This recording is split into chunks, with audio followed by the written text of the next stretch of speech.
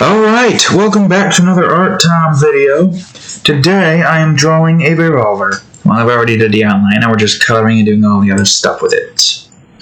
So yes, as per usual, if you find yourself enjoying the video, please leave a like, and of course subscribe for more. Now, as the cat scratches the bed again while I decide to finally speak up after like 10 minutes of just sitting here tired as hell, we are going to be drawing or coloring a revolver. Simple as that, really. I'm a little bit tired and exhausted, but that won't stop me from making an Art Time video. Hopefully this one won't take too long. I highly doubt it's going to take us that much time, but you may never know, really. Whoops, wait, hold on. Yeah, that part's off. I mean, we can leave that as is, but this part is off. I did adjustments with this thing, and I couldn't figure out where that stood, but it's fine, because this part's got to go above this part anyways. I don't know what the hell we're gonna call that.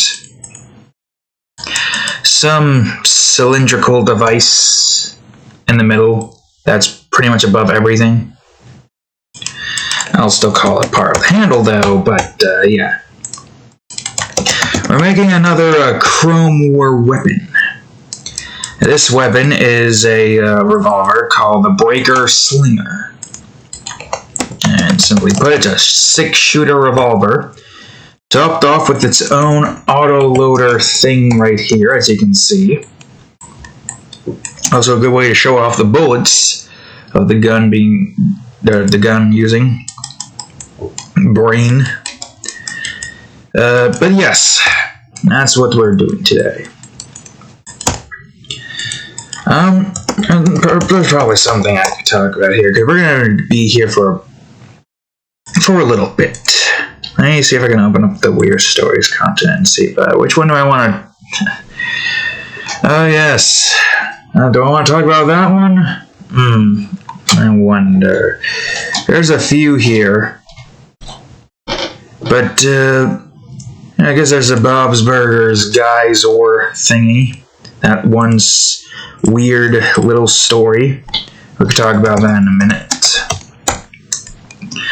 But before I do, I could talk about this third season of Minecraft is starting up quite soon. Yes, folks, the third season of Minecraft. It's going to hopefully be slightly less painful. We're already starting off with a pretty decent-sized build, but hopefully it won't take us too long. I'm debating on when I want to,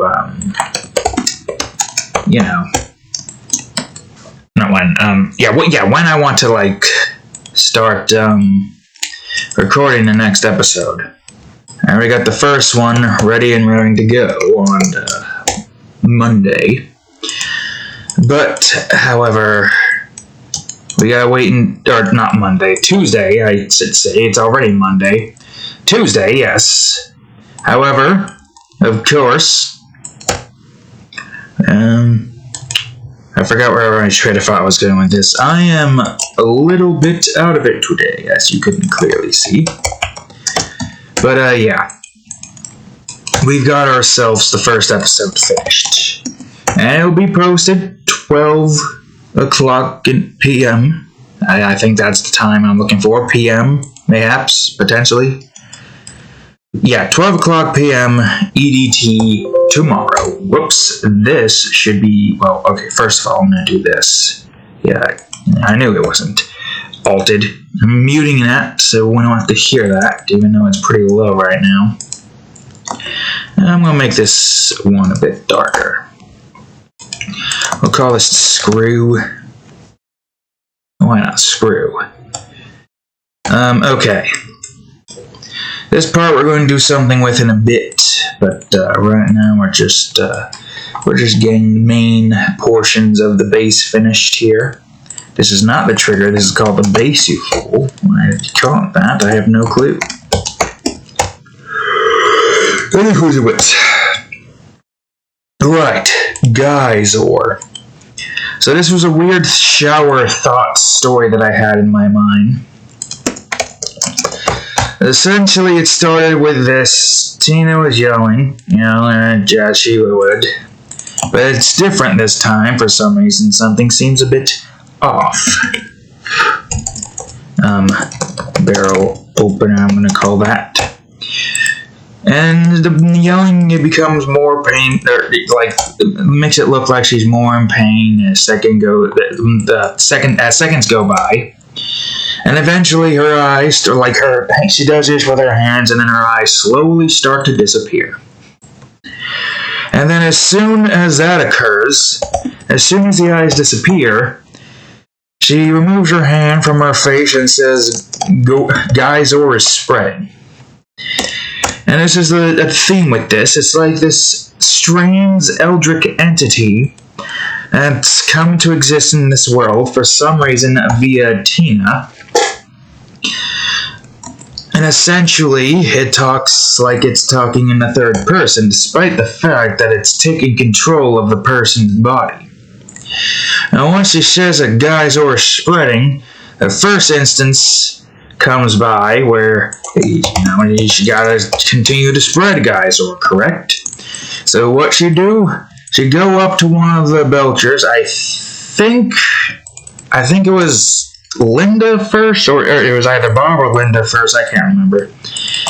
And then she put her hands over their eyes, and it was like a slow process. Like, they were confused at first why this was happening, but they weren't like they weren't none the wiser towards it. Yeah, that's what I'm looking for. They weren't none the wiser. However, after the process was finished, the person she put her hands over, I can't remember which one it was. I think it might have been Bob first. Yeah, it feels like it was Bob first. Starts to feel immense pain in their head as their eyes their eye socket starts to burn. Something fierce. And there's Bob screaming. Dang old talk about some screaming man, and then dang old after some seconds have passed, his eyes slowly start to disappear. And then after the eyes slowly disappear, Bob just says, what Tina says, Geyezor is spreading. I can't do his voice, so we're just going to have to make do with what we've got. So now he's going after the others. Jean and Louise is running the hell away. Linda's confused as hell. Gets caught out immediately. And then boom, Geyezor is spreading. There goes her eyes as well. So now 3 out of 5 of the family has been turned into these mindless, literally not like their eyes are gone, but their sockets are also gone as well. It's like it's a smooth eye, like a smooth. It's smooth here. Think of it like what's his name? All for One from My Hero Academia. They don't have eyes there. Only difference is he lost his eyes through getting punched in the face, I think. So hard that his eyes got destroyed? I think I remember. I don't remember what All Might did. But anywho's in wits. Yes. They are now a part of the Geyezor system. And here comes Louise and Jean trying to find a way to escape these things. They find themselves inside of the freezer. There's this vent somewhere up top. I don't think there's an actual vent in there, but just to go with the narrative of the story. Jean helps Louise get up to the vent, but the others are going in, or they block the door up. And Bob goes, Geyezor is very upset right now, as he's trying to bash the door down. Just smashes the door down. Louise gets into the vent, but Jean is too fat to go inside the vent. He gets dragged back out. The controlled Bob puts his hands over Jean's eyes, and there goes the process again. Geyezor is spreading once more. But Louise was able to get out. And, they said a whole bunch of stuff there. Geyezor is very upset right now, stuff like that, yada, yada, yada. And then, as Louise camps out in the vents in hopes of staying safe, the rest of the Belcher family, who has now been taking control of this here estranged entity, is now going around the wharf, attempting to spread their infection. I don't know if you would call this an infection. I don't know. It's more so like an eldritch being attempting to take control of their body. I don't know. I guess it's technically considered an infection. I'll leave it up to you guys to decide if it's an infection or not. But anyways, they become these mindless zombies. The Geyezor. I guess not really mindless, because it's Geyezor who's taking control of them. And, let's see here. A good half of the wharf had been taken over. We got Teddy over here, who is, coming up, sees all this going on. Louise comes up as well, warns Teddy that that's not them anymore, and that they've been taken over by this here estranged being by the name of Geyezor. And Teddy is saddened by this. Bob is no longer Bob, and he tries to help, but Louise tries to pull him away as he sees Bob infect somebody else, and then there goes that one person. And I think that was Mort. I think it was. Mort makes the most sense, in all honesty. So yeah, I think Mort was the next one who got Geyezor'd.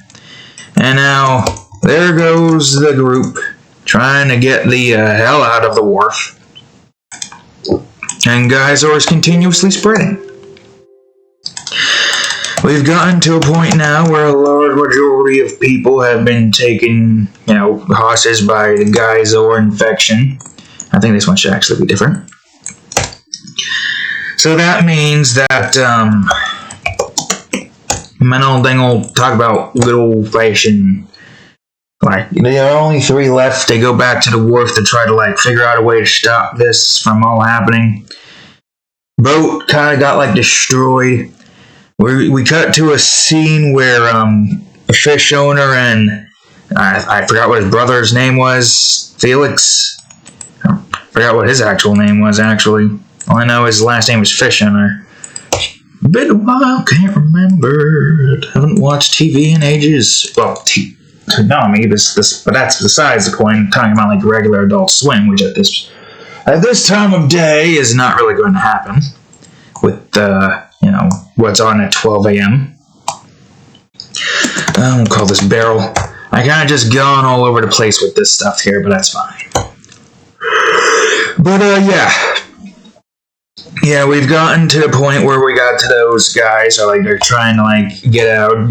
Of course, Fish Owner's trying to get Felix to fend off the horde of Geyezor infected people. And he yells, gets tossed in, and Fish Owner is clueless of the fact. And we just see Felix pop out from the back of the thing. And he says, Geyezor is spreading, as he just puts his hand over Fish Owner's head, and he doesn't know what's going on, so he's just there's something, he says something about this is quite childish, I can't see, just something like that. I'm not trying to replicate his voice or get an actual dialogue or script going for this. This is just some random ass thing my brain come up with. So then he screams in pain, helicopter crashes down, we see those two in parachutes as Eyes is gone, and then they both say Geyezor is spreading. And yes, Yes, the entirety of the world is now, well, almost the entirety of the world, I mean, at least the wharf and maybe most of America at that point. Large majority of America probably gone now to the Geyezor infection. I don't know if that's what I want to go for. I'm going to go for this. It's going to be a nice light blue revolver. Anywho's in wits. Yes. So, now that we're coming back to those two, they're the three, the ones that are still alive. Louise, Teddy, and that convict guy, I can't remember his name. The one that worked in the Ferris wheel at one point. The one who robbed Bob hostage. Or, not robbed, had Bob hostage in the bank. You know that one. His name's on top of my head. Jimmy? Jimbo? Jim James? I'm gonna look it up. Jimmy? No, that's a different Jimmy.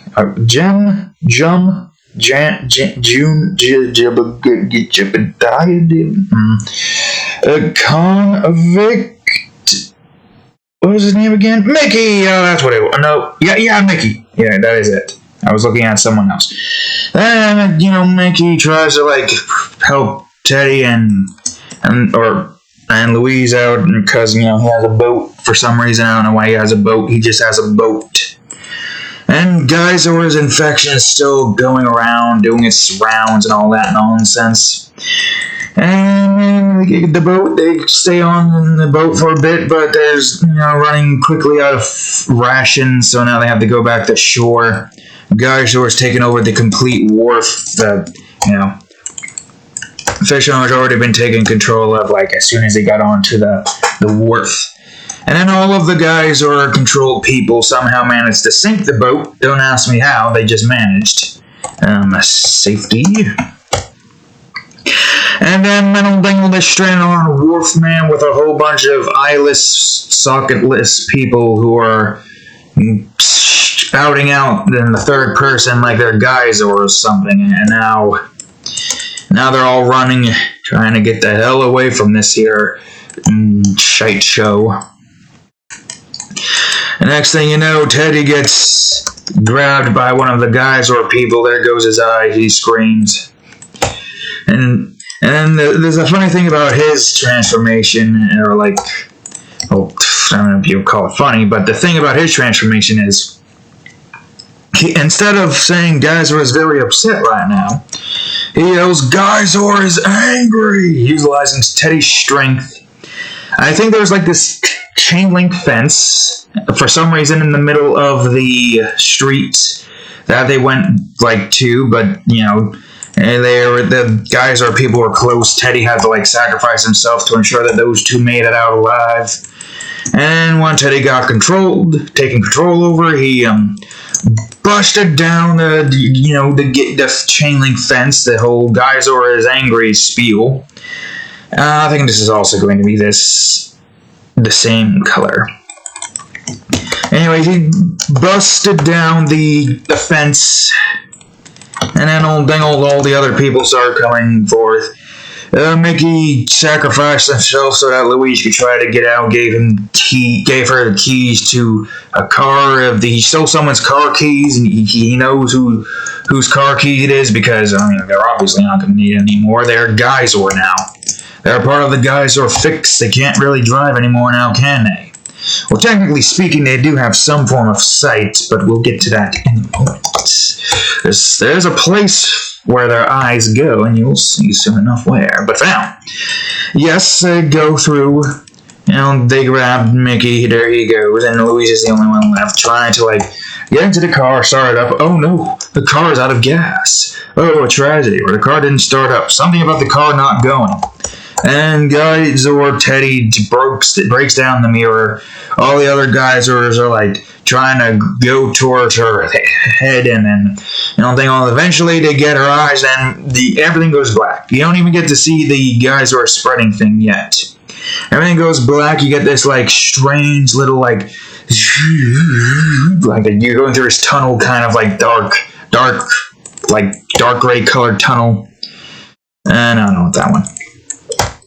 Yeah, that's good. That'll work.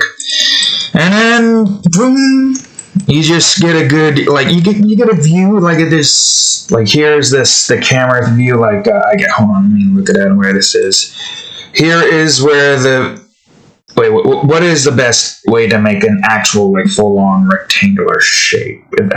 This is a bit, why is that side, okay, whatever. The camera, or the TV monitor would probably be around here. And it starts to zoom out of that. And you see a pair of eyeballs. And the eyeballs kind of like move around like this. They're just eyeballs with the little, the thing that you usually have in the eyeballs. These things right here. Yes, that thing. And the eyes are just in this water tank kind of thing. And it's sentient, to an extent. Alright, so, the eyeballs are all of the souls of the people who were infected by the Geyezor, spread. And as this, you get the view of the camera and all that stuff, Geyezor infected Louise says Geyezor is spreading. And then they go about doing the thing that Geyezor does. Well, what that is, we don't know just yet. Not just yet. In a moment indeed. So Geyezor has effectively taken control of pretty much everybody on the wharf now. And all the eyeballs are in his tank looking around. They look at the eyes, they look at the screens. The Belcher family are close to each other, so they know who they're looking at and whose eyes they're looking at. They still have thought, obviously. I don't think you would lose your thought in any way, shape, or form when it comes to, if your souls and your eyes are kind of just like being transferred over into this here tank. Clearly, you would still have some form of thought process going in, even if you don't really have access to your brain right now. Soul thought. Sure, why not? We'll call it soul thought. Strange as that sounds. Also, I forgot something. This is not supposed to look like that. It's supposed to go up here, so that would mean that I'd have to do this crap all over again, but it's fine. No, you fool. No, you fool again. This part is relatively the same. Get rid of that. So, yeah, they've all become a part of this here system. This system in this here fluid-like tank. And Louise looks around for a bit, and then we look up and then we see a giant singular eyeball looking down at everything. With its little, so the thing here, the thing, I'm not going to draw it again, you know what I'm talking about, connected all the way down below, and to pretty much almost everything else within that one particular area. So now we get to see it. Now we get to see Geyezor. So apparently Geyezor is this giant eye in this here, like, sci-fi-esque chamber with a whole bunch of people's eyes inside of tanks. Their souls are within this area. However, they have no control over their body. And so is the infection known as Geyezor. With that being said, of course, you would think it would end there, would it not? But it does not. Because for some reason, some way, somehow, in some shape or form, Louise managed to acquire, telepathy at this point. Because everybody only really has access to their sights. Nothing else. And it took a while to get to this point.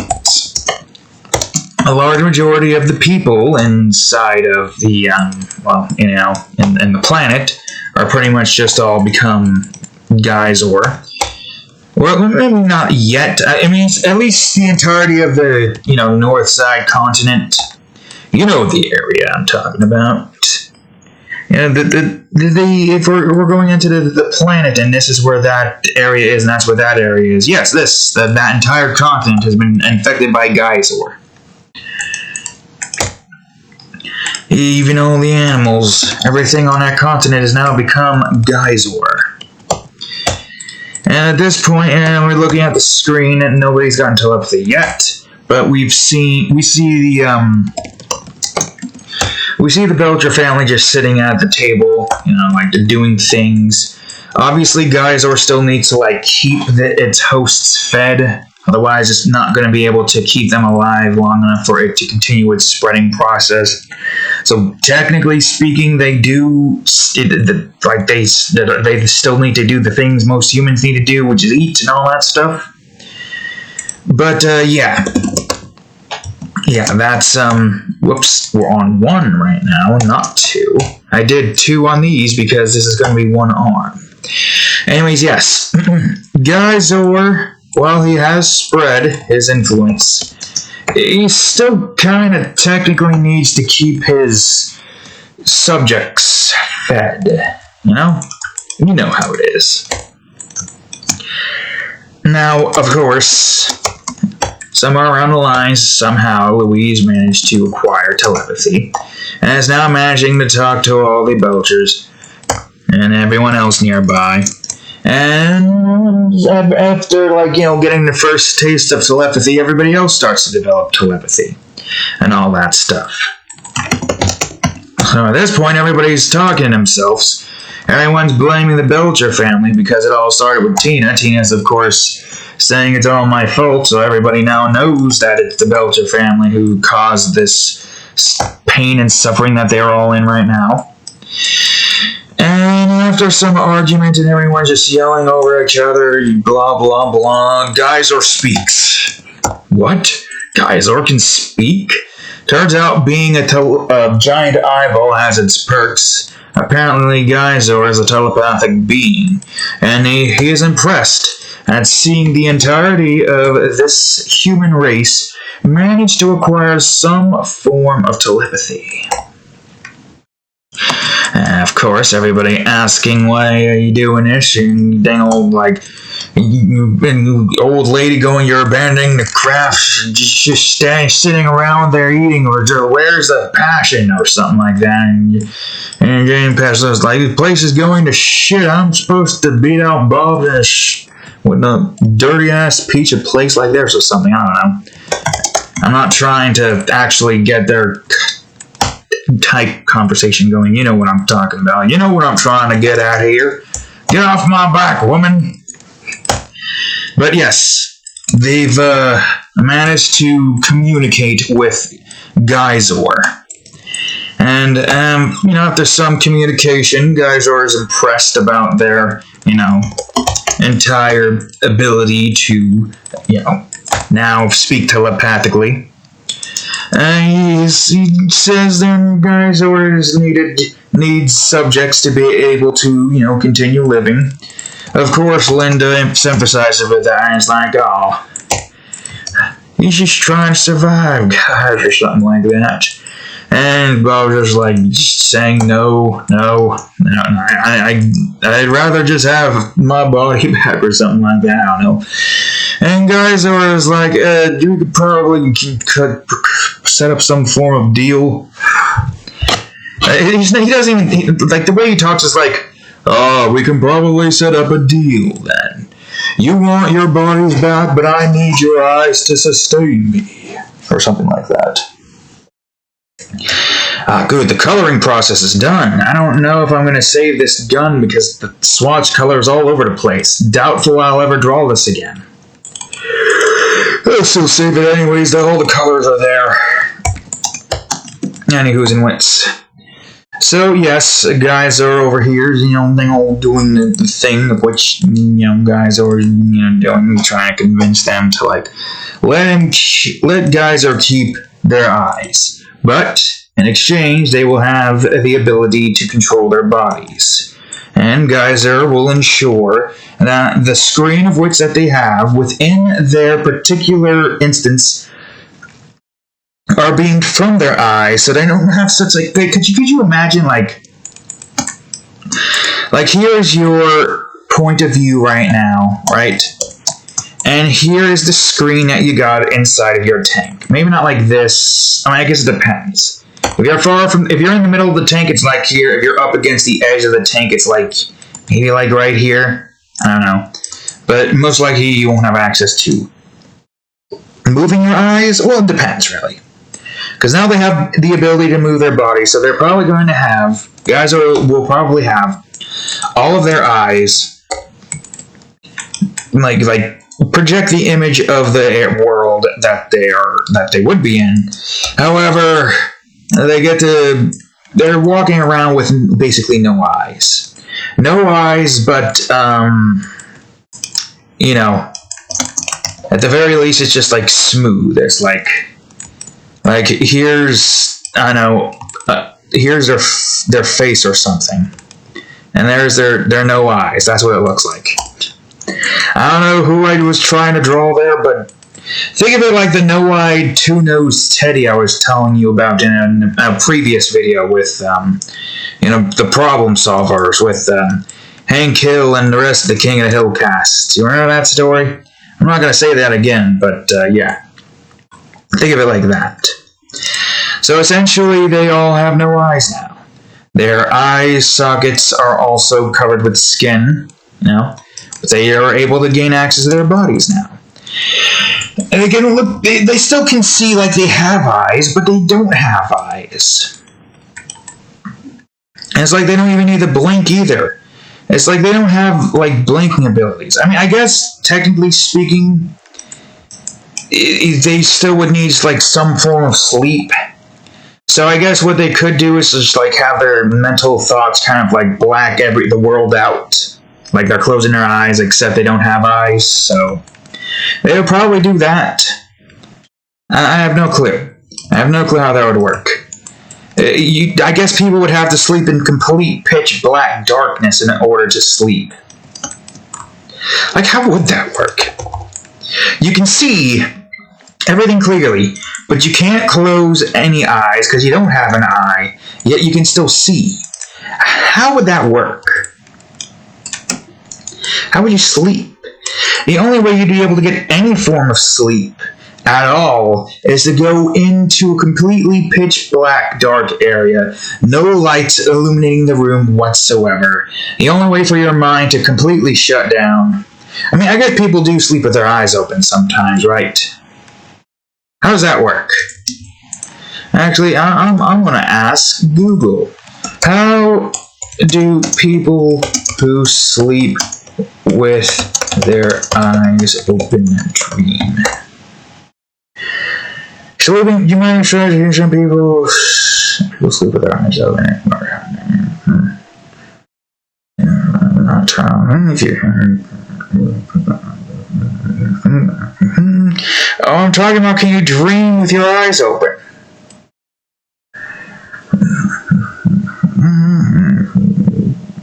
Oh, it can be a dangerous mean. Okay, apparently that's dangerous. Well, I guess that's the price they have to pay to be able to continue living their lives now that Geyezor has technically taken all of their eyes. Of course, this entire process can only occur once Geyezor has taken over everybody's eyes on the entire planet. So now every being in the world has no eyes. Any future babies that are born have no eyes as well. As soon as they are born, Geyezor takes their eyes immediately, but like in fetus form. So they are immediately just like, they don't have an eye. I mean, I guess their eyes are like, you know, still gonna fully develop even after their eyes have been taken. But yeah, at that point, nobody has eyes, yet they can still see. Strange, isn't it? But that's the way of Geyezor, apparently. I mean, you got like this giant eldritch-eyed being that looks exactly like our eyes, but it's way larger, with telepathic abilities. And not only that, but apparently it's capable of infecting the large masses. Tell me, would you be able to live without any eyes? The eyes are kind of like what makes some people beautiful. Of course, most of the face has to come into play as well, not just the eyes. But like, the saying goes, love is in the eye of the beholder.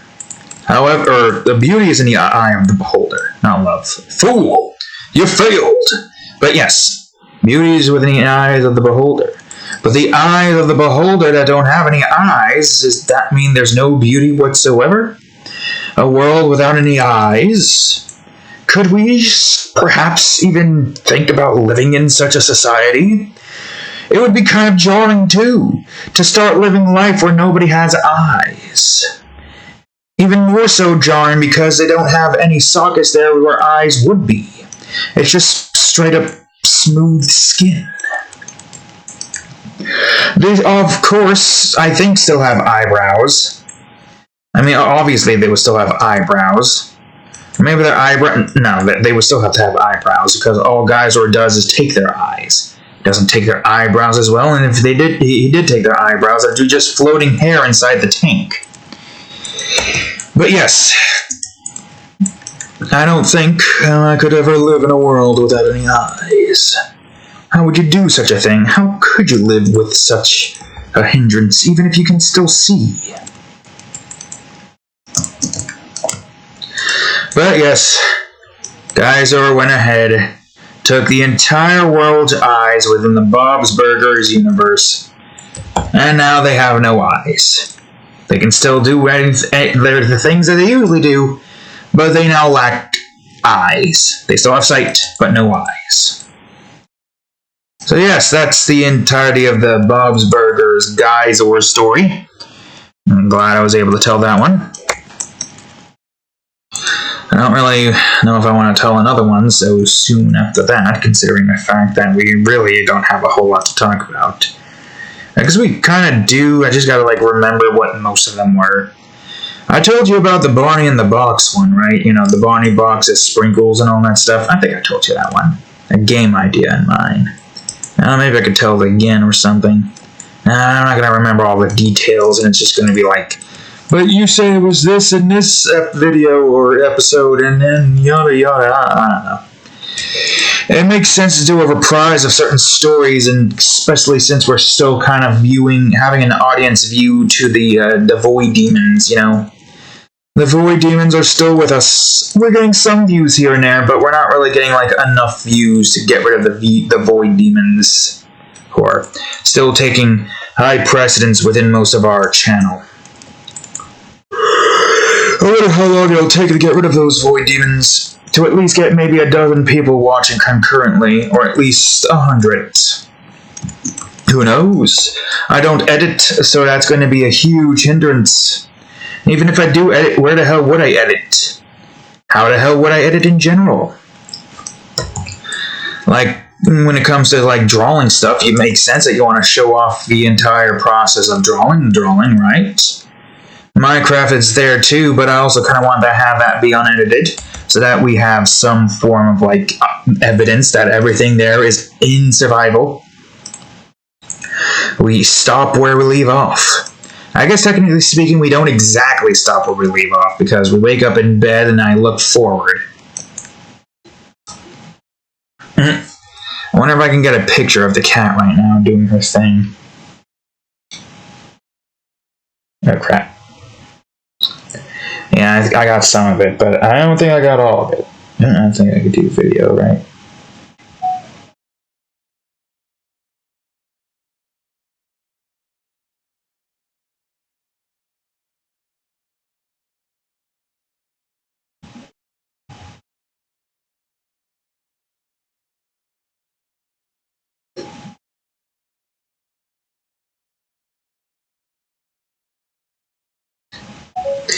Cat's just licking her paw underneath a blanket. We're keeping that video. Oh yes, we're making a video while we're making a video. Video inception. Anyways and whence, I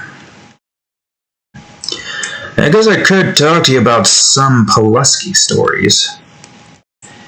Just to give you a good understanding of how suicidal brain celling inducing, Yep, suicidal brain cell inducing beings that they are. Let me see if I can think of a story that I can remember off the top of my head. Yes. We could talk about that one. So there's these two Poluskys, alright? So all the Poluskys are kind of, I guess we get, yeah. I'll talk about the general, like, thematic of what's going down in this particular Polusky universe. So, all the Poluskys are forced underground in this particular universe. I think there's a few stories involved with this idea in mind, to an extent. I think there's like a few. But the one that we're talking about right now is the one that kind of started it all. So the Poluskys are all underground. The entirety of the world on the surface has basically become a scorching hot surface. So hot that going up there shrivels them up and turns them into essentially Polusky raisins, kind of, so to speak.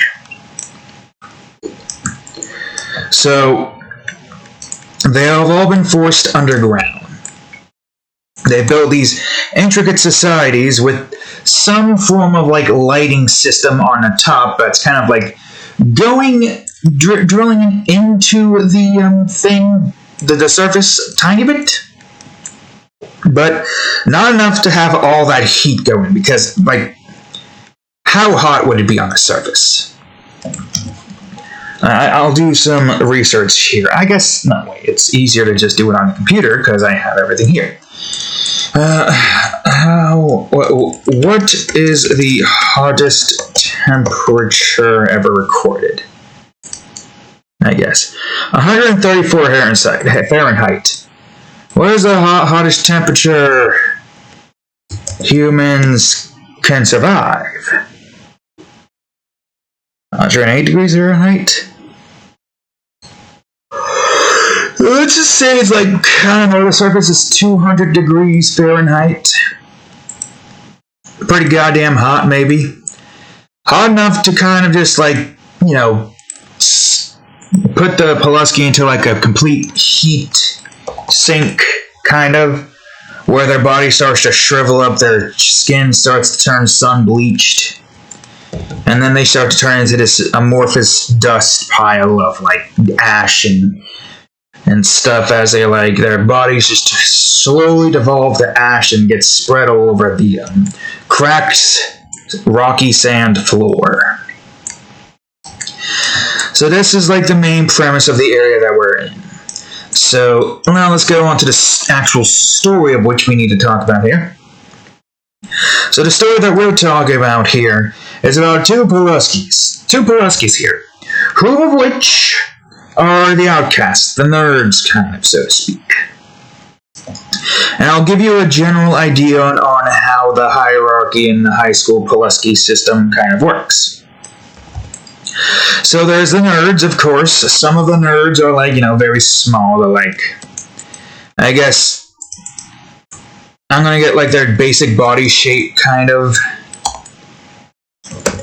They're kind of like this size, almost, so to speak, like, I don't know, it's like, I haven't really, like, in my head I know what they look like, but I have no clue what I want them to look like.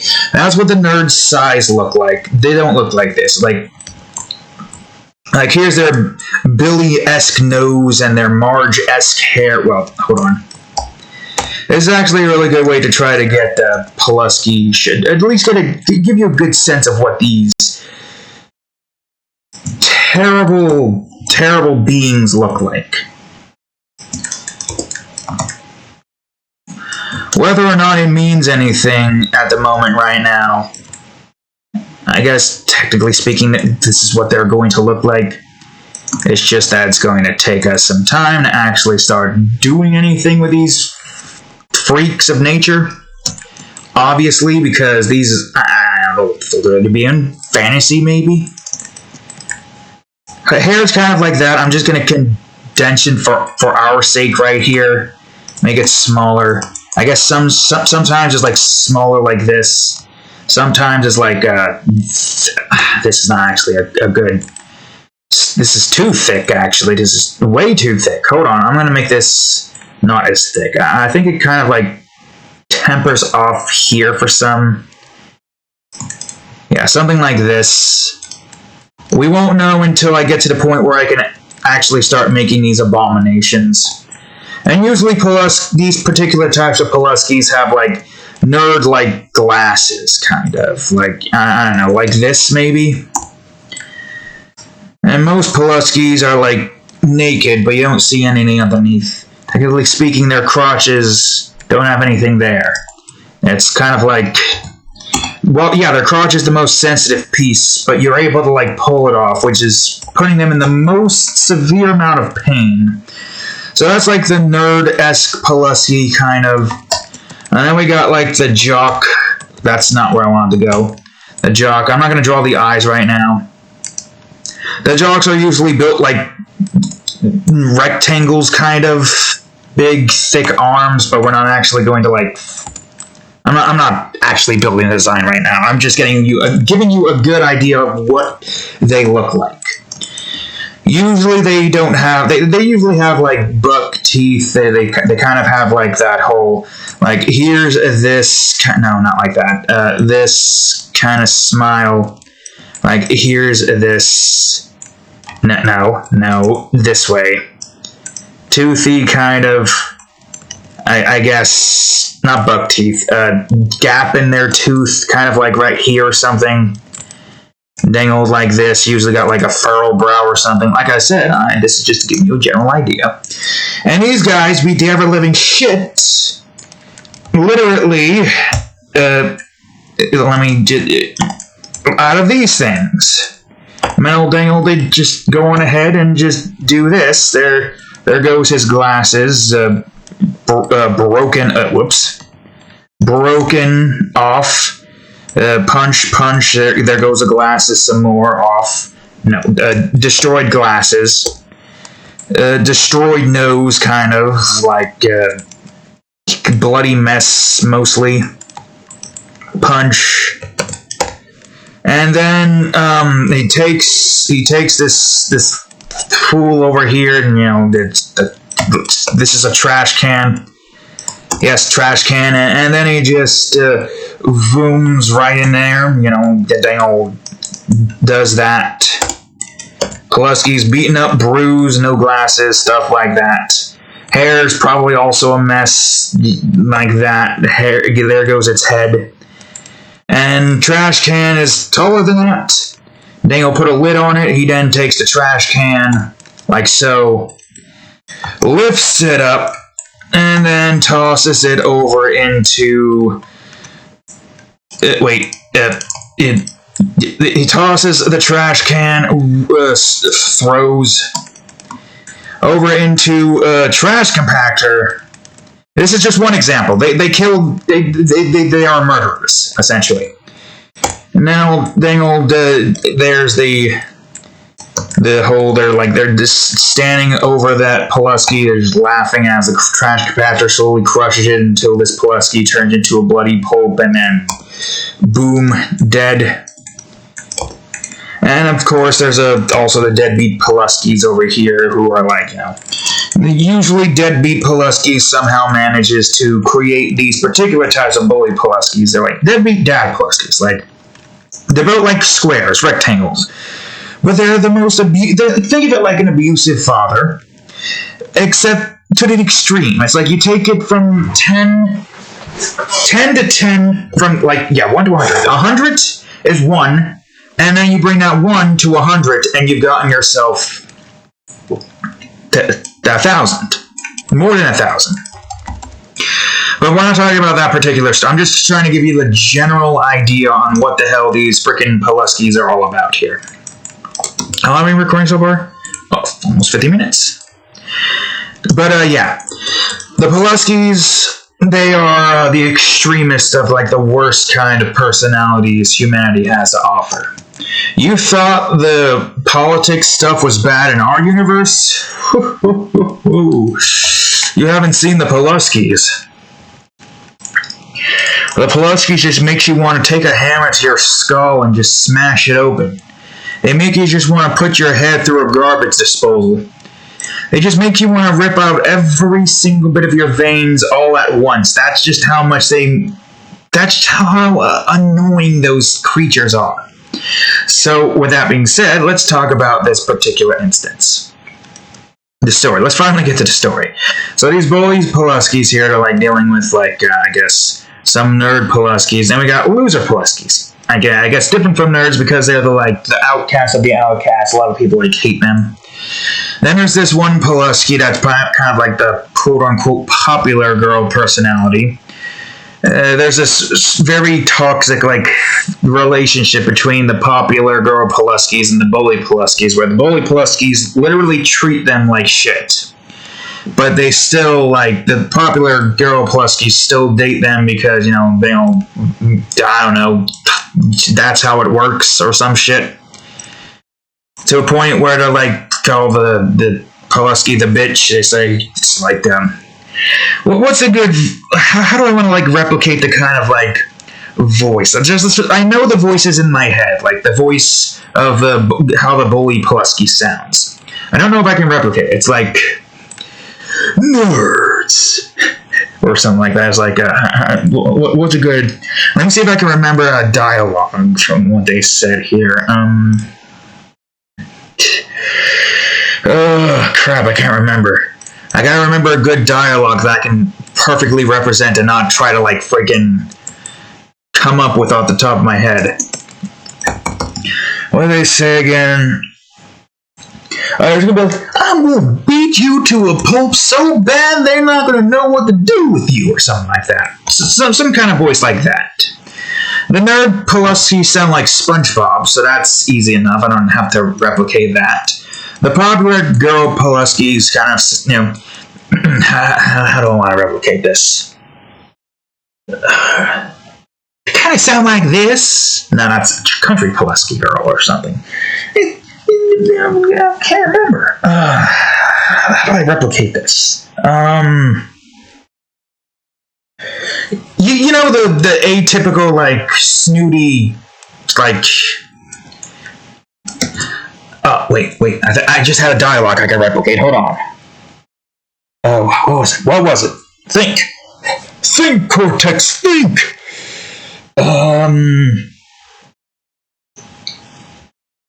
I had it but then I lost it. Something about let me try to paraphrase it in my normal voice before I start trying to do an accent.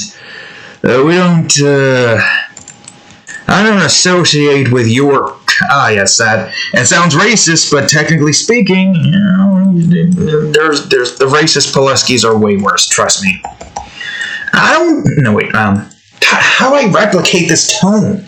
It's a snooty, make you want to punch her in the face kind of tone. It's you just if you're a girl, you just want to kind of claw her throat out because that tone grates on your it's mocking, just kind of what was it? How do I replicate this? I don't hang out with your kind or something like that. It's what they say is you know what I'm talking about. I suck at trying to do accents. I have to have a certain high-pitched voice to try to work with. But I hope you can understand the kind of voice I'm trying to come across here. But, yes, that's... We haven't even gotten to the actual story bit yet. Loser Poluskys, there's two of them, and they try to ask out this popular girl Polusky. And she says something along the lines I don't hang out with your kind... Or get away from me, loser. I don't hang out with your kind. Or your I don't know, would they call it kind still? Because technically speaking, each Polusky personality is a completely different kind of Polusky. One that you just question, so you were that personality, but now you're this one? Because they do somehow change personality. If they are influenced enough, they will change personalities. So then they, reject the Poluskys again. Poluskys are sad, upset, usual. And then, like, a few attempts later, where it's just like the bully Polusky beat the living crap out of them in this one final attempt where one of them kind of like goes over the edge, like, this is it. This is the day. They kind of sound like you losers, too. It's like, this is it. This is the day. It's like they have the slur kind of in their voice.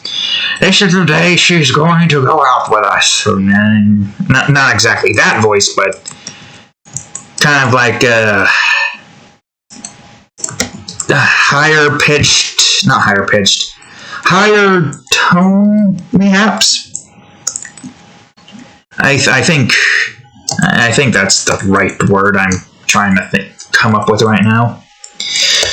So they ask it again, and this time the popular girl Polusky held nothing back. She insulted them, kept on saying something like, you go kill yourself or something. Poluskys are the kind of beings that do that. They would say, go kill yourself. Some of them would say, go kill yourself. Then instead, they just go on ahead and kill them instead of them getting the chance to do that. And then that one Polusky was getting a little bit, like, flustered, head tick. And as soon as the popular girl Polusky starts walking away, boom! And with a fire extinguisher, knocks the Polusky out. For some reason, her crotch glows purple. It's like, vroom, vroom. And then you just hear Bully Polusky being like, I sense my bitch in distress! Or something like that. That's what they're like. And then they just run around the facility as the two loser Poluskys look around panicking as the one that knocked them out, I say knocked her out, technically speaking, the Polusky genders can change depending on what personality they go through.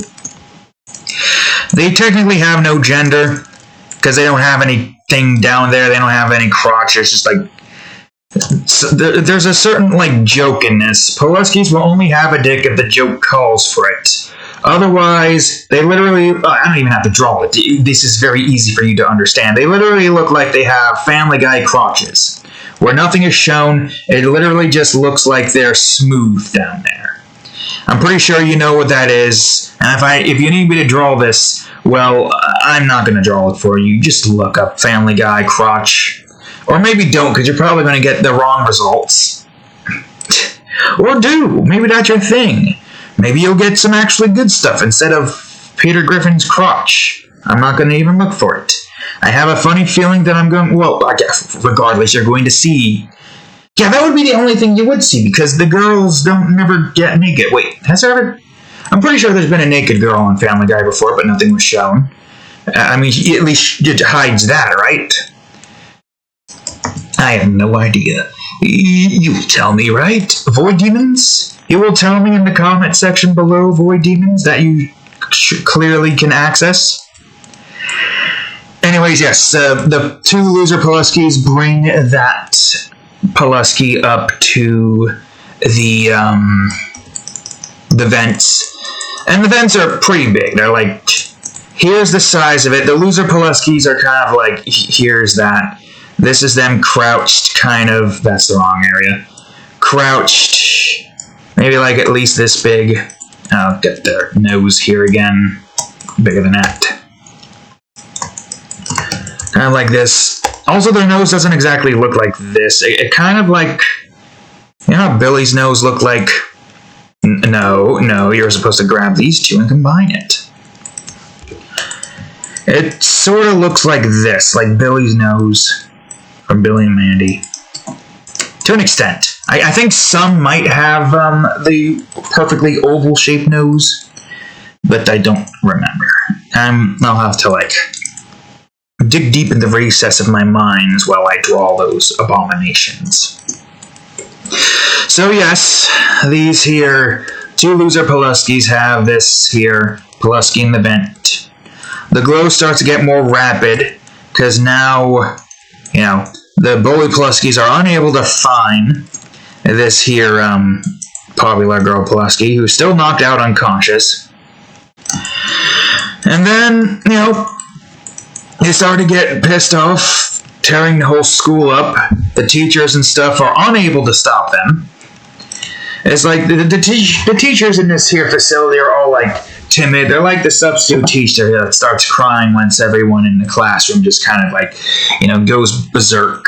So they just go on ahead, hide from all of the Poluskys that are just like going around trashing the school, trying to locate this one Polusky who took away they all collectively decided that this was their bitch, despite the fact that some of them had bitches themselves. But yes, they go on ahead. I mean, it's supposed to look like this, right? You got your hand like this. You're kind of like doing that. I don't know. Like, unless Zoop. I don't know. I wanted to try something different to show off this. If this guy's finger is broken, then oh well. I mean, maybe I can fix it. I probably can fix it if I just did this. There we go. Anyways, yeah. They're destroying the whole school, trying to look for these two Poluskys, or this one Polusky, I guess, because... Well, I guess technically they know that something's occurred. They know that a certain Polusky is trying to, like, just kidnap their bitch. I'm only saying their bitch because they are always going to refer to the popular Poluskys as their bitch, which is terrible, I know, but like I said before, these Poluskys are the extremest, like, variation of the specific personality that they're undergoing. It gives you a good sense that, yes, they will go on ahead and make another Polusky their bitch. Another, like, it's kind of like what's the word I'm looking for? A formula. Yes. A formula kind of occurs for all Poluskys. And every single one of them follows this formula.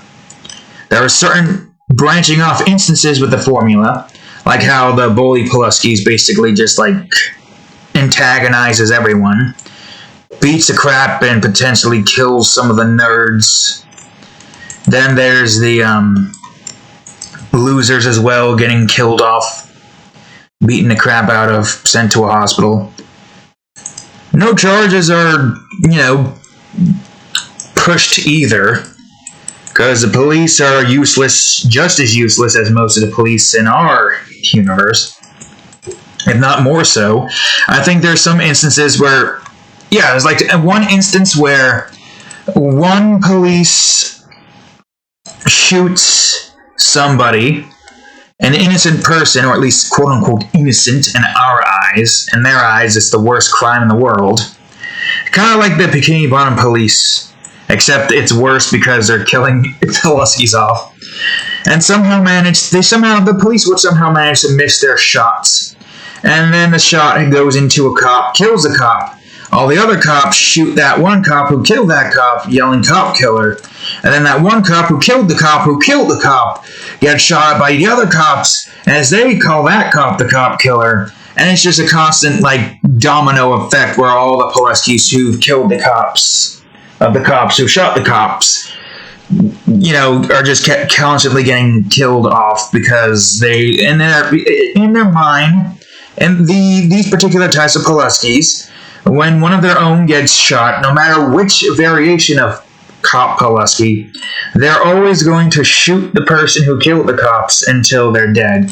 Even if that means the person who killed the cop was another cop themselves, and even if that means that them killing that cop who killed the cop in terms makes them a cop killer, which connects like a strange connection in their brain, the rest of the other cop's brain, to then shoot that cop. And then anyone who got that shot off or shot the cop and contributed to that cop's death. So, like, I guess the best way I can, like, because I think we're done with the texture here, the best way I can try to explain it is by doing it like this.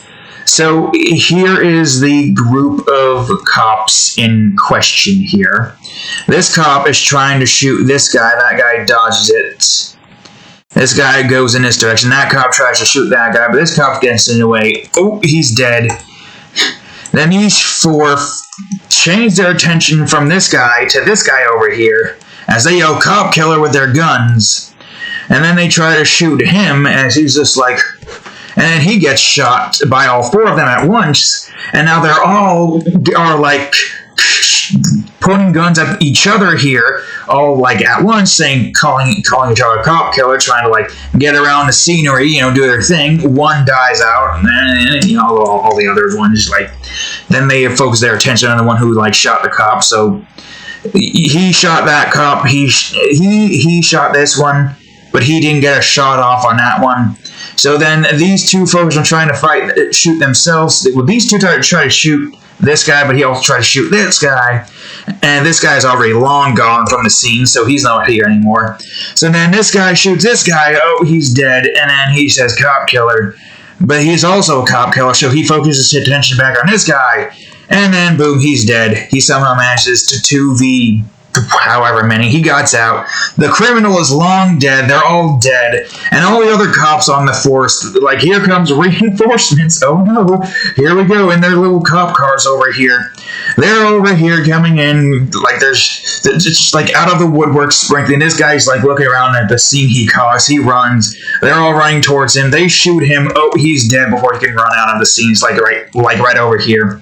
They all got their shot off. Now they're all trying to shoot each other in this one giant ass freaking gun battle of cops who are trying to kill the cop killer, but because of how stupid their formula works and how they have to kill every cop killer in sight, even if the cop killer is a cop themselves, they're just constantly going through its endless cycle until they all end up dead, or some random civilian kills a cop, and then that cop, like, here the cop killer is like, this guy's still alive. But then here comes a civilian right here. He's like, I gotta put an end to this. Kills this cop here. And this cop's like, cop killer, and dead, civilian dead. And now the cycle is over. A whole bunch of cycle of pain and torment with, like, I don't know how many pluses that. There was like, what? 1, 2, 3, 4. There was 5 there, and then that's 1, 2, 3, 4, 5, 6, 7, 8, 9, 10, 11, 12, 13, 14. There was like 9. It almost made it to 20, but thanks to this civilian,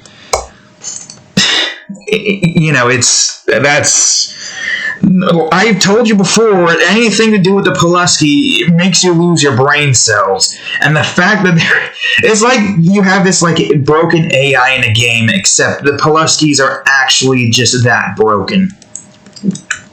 Yes, the AI is supposed to be like that. And it's not like the skeletons in Minecraft where they like shoot the one skeleton and those two duke it out. No, it's like if one skeleton shot one skeleton, all the other skeletons started focusing on that skeleton closest to them, and then we just look at that entire skeleton battle as one skeleton dies, and then we just look at them all just kill each other, and it's just like a constant form of just like all the skeletons dying out until one was left, then we kill them, and then they're back focusing on us again. It's like kind of like that, except we're overpowered, and every single skeleton, or in this case Polusky cop that comes our way, we manage to kill them with our, like, well, assume we have a netherite sword with sharpness 5, and well, I think a Polusky would probably just get immediately destroyed by that one shot. But yes, that's the entire. I kind of lost track of the story that I was talking about. Let's go back to loser Polusky, shall we? Before I lose any more track of what I'm talking about here. I don't think this is how I want that to be. I'm going to just build this like this, and then I'm going to use perspective to get that where it needs to be. Alright, so back to the story with the 2 loser Poluskys and the knocked out popular girl Polusky. Popular Polusky, I think it's called, actually. I think there's like a Chad Polusky, which is like the popular girl gender opposite of that one, but we're not going to talk about that one. Anyways, so they knocked out the Polusky, hiding in events. The bully Poluskys are breaking up the school, destroying it, tearing it all down, trying to find the popular Polusky.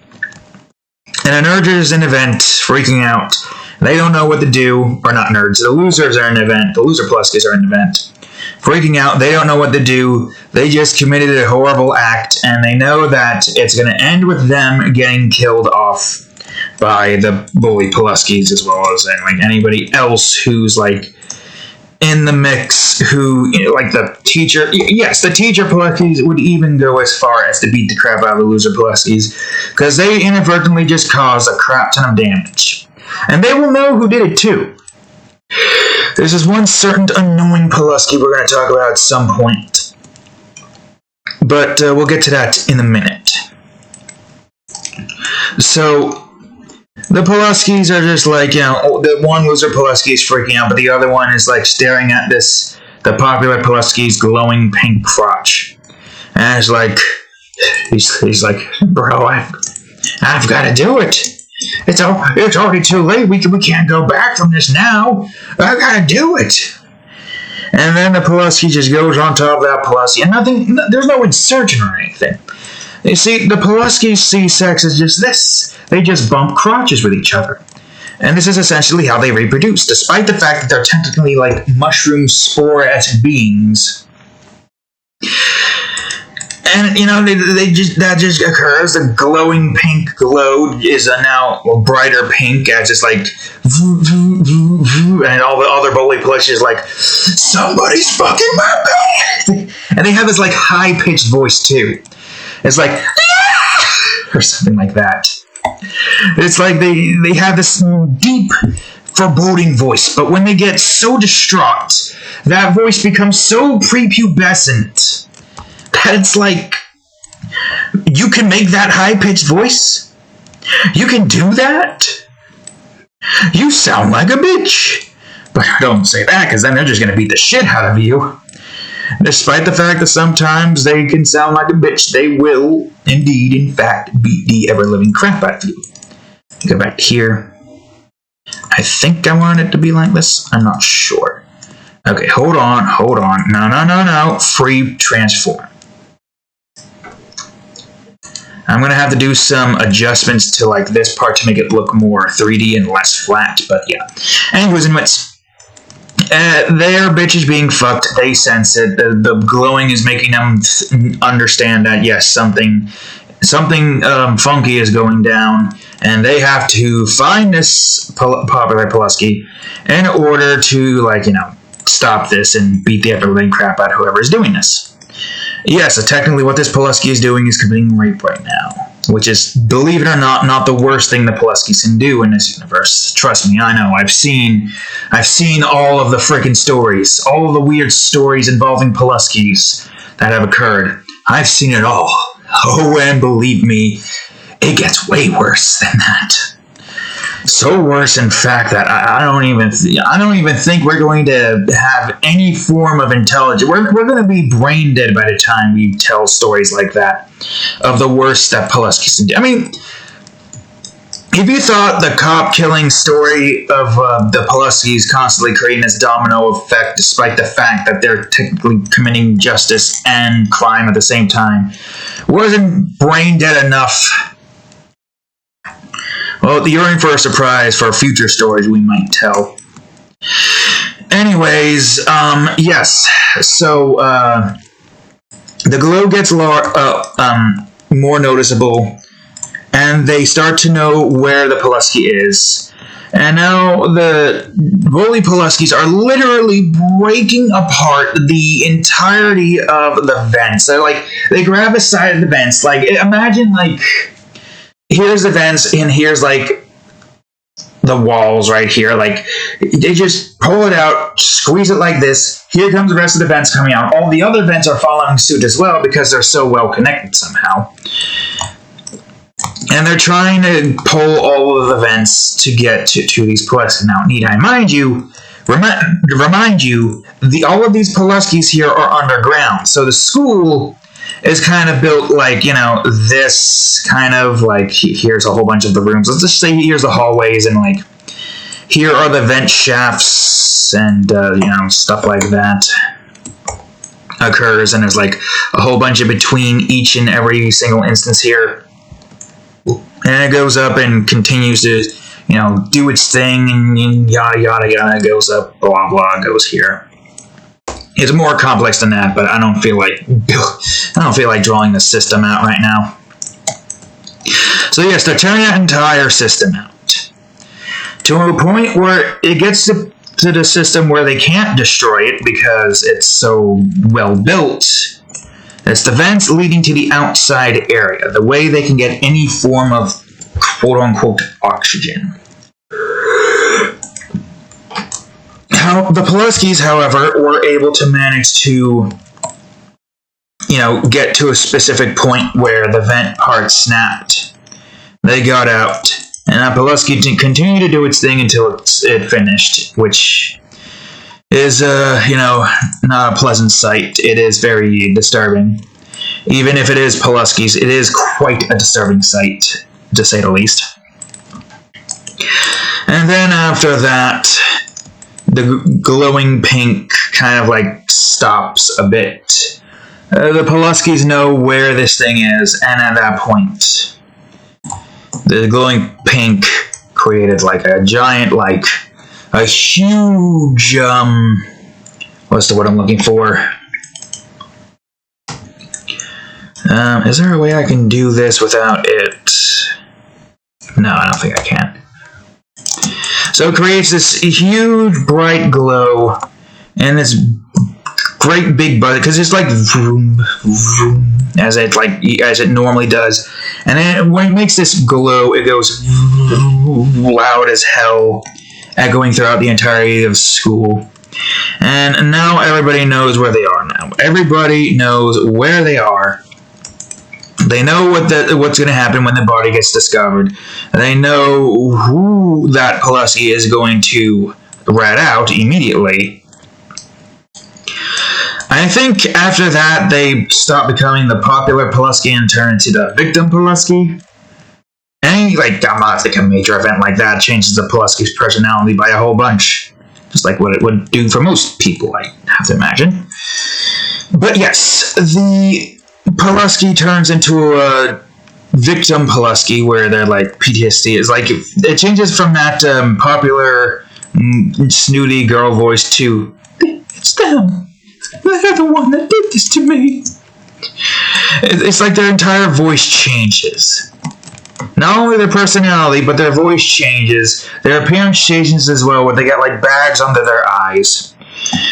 All the things that made them a popular Polusky are now gone, and now they have fully become a victim Polusky.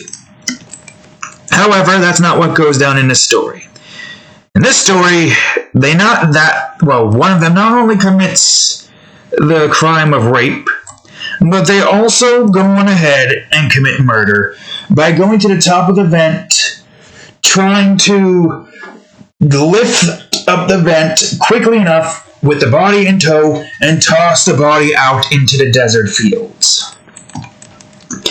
Now, in this instance, you can see a facility kind of on the top. There's a group of Poluskys who managed to get to the top to an extent. I think we're gonna have an ocean harbor battle here. Toxic Ocean, right? Oh, yes, we're gonna be on, what was it called again? I forgot what I call that harbor. Anyways, yes, we're drawing this guy in a battle in a harbor in the middle of the Toxic Ocean. Oh, man, it's been a while since I've thought about that. I'll talk about that more in a minute when we get to the point of coloring it, but let's finish up the story. So, yes, the laboratory up top here, the Polusky see what happened here. There are Poluskys who've figured out technology capable of allowing for them to go to the surface to an extent. They cannot stay on the surface for long, of course. However, the body is kind of crisped, turned to ash at this point. It's dead. Basically speaking, the body is now dead. There's no way to recover any information off of it. And they're oh my god! They're in their little, protective suits. They grab the body from the whole... What's the word I'm looking for? The whole, the desert, cracked desert sands, that's the word. They grab the corpse from the cracked desert sands, and they examine it. This is where things get interesting. So nobody knows what's happening here. Everybody's kind of freaking out. They know that the Polusky was distressed, but they don't know who did it. And then when the body starts to burn out, the glow stops. All the bully Poluskys just like stop. They get this feeling like they sense that something is wrong. That they can't sense the bitch anymore. They can't sense their bitch. Why can't I sense the bitch? Somebody killed our bitch! Somebody killed our bitch! And then they go on like a frenzy rage where like they knock down the walls of the school to try to get to where they sense the bitch once was. Next thing you know, they get to like the top side. God, that's screaming me. That attempted screaming made my freaking head kind of woozy. Whew, Jesus. Never go full Polusky, folks. Jesus Christ. Anyways, yes, they literally destroyed the earth or the ground. It's not even earth. The ground surrounding the school. They try to get to the Polusky that is presumed dead at this point. I think this is actually like over here. Then they finally get to where it was, and they see the hatch open. And the one Polusky, the one bully Polusky takes a nerd Polusky and brings it up on the surface, and is like, "Where's the bitch? Tell me where the bitch is." And then the nerd Polusky's like, "No, stop! I can't." As the Polusky slowly starts to like, it's an instant process too. The Polusky that's up on the sands right now are slowly starting to turn into ash, and the bully Polusky brings that one nerd Polusky out. It literally looks like a voodoo doll, a white voodoo doll at this point, kind of just like puffs its dusty organs out. As that one bully Polusky tosses it, lays the nerd Polusky out into a freaking, you know how it is, like it dies, that nerd Polusky dies. Like, somebody in this school killed our bitch, and I want to find out who. I can't do that voice. I can't exactly yell either. I can't yell that loudly either because it's going to wake the dogs up and they're going to get angry as all hell. The best I could do is like whisper yelling. Anyways, yes, they're like going through this whole investigating process. And then the loser plushies are managing to skirt by to an extent. Until the news report came of a Polusky who died and burned up inside or outside of the school's vent, who was coincidentally built close enough to the facility of the lab that's gone out of the area, but not really close enough to well, they can't really go in, grab it, and leave. They, regardless of what they, what they can resist, they will die within like mere seconds of just being out in the scorching heat of a planet that they are in right now. And like so much so that I think some might like burst the flames. So yes, the body is located on, or like the body is like it's talked about on the news. They theorize that it was popular Polusky number whatever, like 748 or something.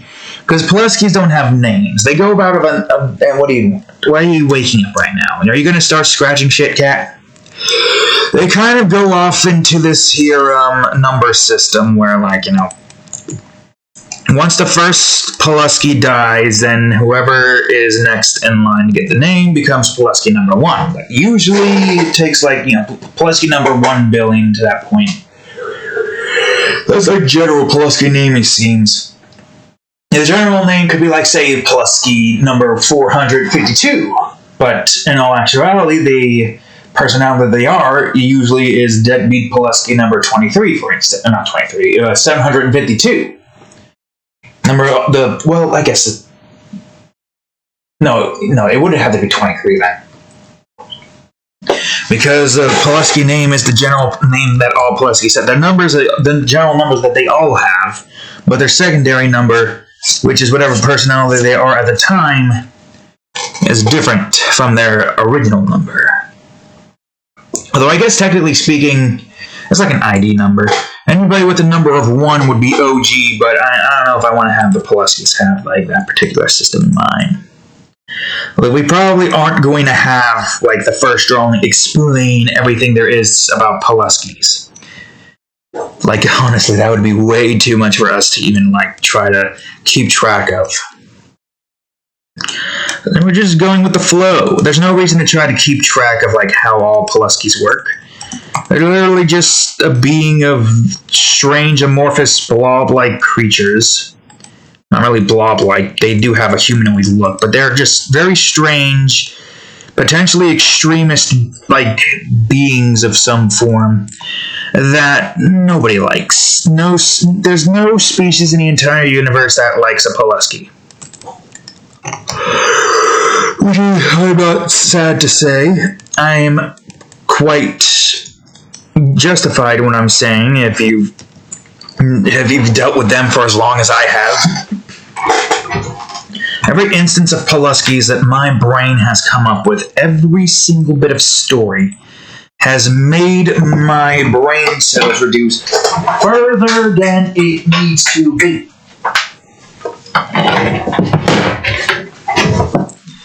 You know how it goes. It's probably the one creation I kind of regret creating.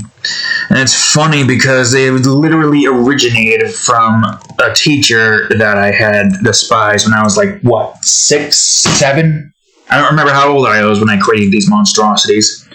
But they've been plaguing my mind ever since. And anything stupid is relating to Poluskys now. Or Barney Rubbles sometimes. I know the Poluskys hate the crap out of Barney because the Flintstones, mostly Barney Rubbles, have taken over most weird stories. And I'm sure they're pretty pissed that most of the Flintstones have managed to do such a thing. I'd be too if my livelihood was on the line. Technically speaking, it is. I'm wondering if I should have some of this be chain-linked, or I don't know, maybe I can have some of that be chain-linked down there instead. Like, I don't know about that, but okay. Anyways, back to the story. So, yes, the Poluskys are now like, they have some general idea on what happened. That one Polusky got tossed out into they had a thought. They knew that something had occurred here. They just didn't exactly know what. Oh my fucking god, cat, stop it. You're being a real Polusky right now. You know that? It's gonna be an insult one of these days, I guarantee it. What are you looking at? Stop being a Polusky. You're a cat. Alright? Not a Polusky cat. Don't give me that look. Where was I? Ah, yes. The loser Poluskys are now starting to get a little bit nervous. And we've gotten ourselves like a, persistent Polusky. So there's this child Polusky. So I guess we could talk about this one particular Polusky. This kind of extremely annoying for those who want to commit crime. But I guess it's more like the police are complete crap at their job. And it's mostly just the people. The people are the ones that are like doing most of their job for them, So they have this one particular Polusky who is essentially just like a tattletale that somehow magically knows who the culprit is in any instance or shape or form. Some strange random man shoots, some random Polusky, because it's mostly just Poluskys, shoots this one Polusky to death, and he moves all the way to, let's say he's in North America, and he managed to get to Guatemala. This Polusky, not persistent Polusky, but I guess snitch Polusky, looks at the scene And it's like it immediately knows who did it, knows where they are, and will just start slowly walking over towards where they are, like in that particular instance. So that Polusky just slowly walks. This ginormous mob of Poluskys follow this Polusky, and they're just trying to like locate this person. And we see this like here's where things start to get like really annoying for like the person who's trying to commit the crime. So I'll do this for an example. Here, this is an airplane. This trapezoid is an airplane. And here's this, like, Polusky that's, like, slowly going on, and here's, like, the mass of mobs behind it. So this Polusky is like, okay, the airplane's not in sight yet. This Polusky's just walking in this direction, like, over here, like so. Kind of like, I guess, inland. Here's, like, the ocean. And then here's the plane coming by. And now Polusky looks at that. Plane looks up. All the other Poluskys look up. And then now Polusky starts following the plane, going through the mob. Mob opens up. Plane goes by. And then that Polusky starts going over to the plane, and it's like, the guy's on that plane! What is that plane number? And of course, in this instance, the Poluskys do have some form of social media. So what they do is they go on social media and they go ahead and say, the Polusky in question is on that plane. The Polusky who committed this very heinous act of this one particular, this particular, snitch Polusky is called in when, say, someone famous amongst all the Poluskys is murdered. A good example. And they're trying to locate who did it. But they can't do it. So, of course, they use this Polusky here. And then they all follow this mob mentality, trying to find this one Polusky who just is trying to evade everyone and everything, but can't do it because the snitch Polusky automatically knows where that Polusky is. And you know damn well that the police, or also the somehow competent police, prevents anybody from trying to escape the plane. Should I be black? No, I'll have this part be black. They somehow manage to stop everybody from escaping the plane, and then a snitch Polusky comes up into the plane, and that one Polusky is nervous as all hell because he knows that his days are numbered, and then the snitch Polusky walks onto the plane, walks through the plane aisles, and then walks up to that, here is this guy in this seat, and here's a Polusky, here's its nose, I'm just going to have its nose, up here, and it just walks up to the aisle, and then its face slowly turns, and it looks up like this, because it's a small Polusky too, it's this small, and it has its nose down, it's looking up at you like this. And then all the other Poluskys just start to look at this one like this, and then like that, and then the snitch Polusky leaves the plane. The cops are going inside. Everyone else goes inside the plane, and they're just beating the ever-living shit out of that person until he dies. Until that Polusky dies. So yeah, that explains how annoying those particular Poluskys can be. You can't commit any crime towards Poluskys without that thing knowing who did it, where they are, and where to find them, and how to get to them. They are kind of the worst, in general. There's also the persistent Poluskys, but I'm not going to talk about them right now. Those ones are annoying. Anyways, back to the story that we keep on switching between.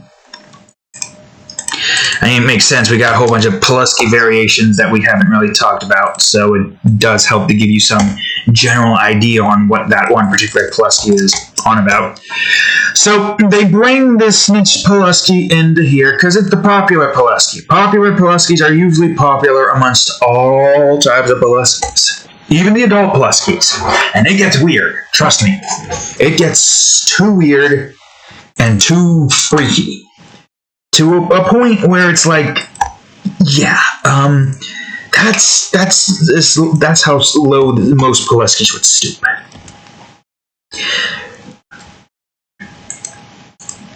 Okay, should I make this darker? Actually, yeah, why don't I just make this darker? We're on a harbor, kind of, so to speak. Anyways, so they bring out the snitch Polusky because everybody is kind of ticked that this popular Polusky just somehow managed to die. And then they go on ahead and have the snitch Polusky just like look at the corpse, get a good look at it, and then the Polusky starts to move. And it starts to make its way over to where it needs to go to. So the two are inside their house currently. They're freaking out because they just committed murder. Murder upon a high-figure Polusky personality. At this point, they know that they're going to find something. They know that they left something behind. But they're not going to try to find it the legitimate way. They're going to use the cheap method. The cheap method of using the snitch Polusky. Because otherwise, well, obviously, that would be the police Polusky doing their jobs. We all know that they can't do their jobs. That's how it works in these parts. Police Poluskys can't really do their jobs. Most of the times, the innocent people are the ones who get brought into this unwillingly, and then they get shot or put in jail for an indeterminate amount of time. And nobody cares, not even a judge. It's not even a case of innocent until proven guilty. It's like anybody who goes into most Polusky judge courts are automatically guilty. That's how it is. Very rarely is somebody ever considered not guilty.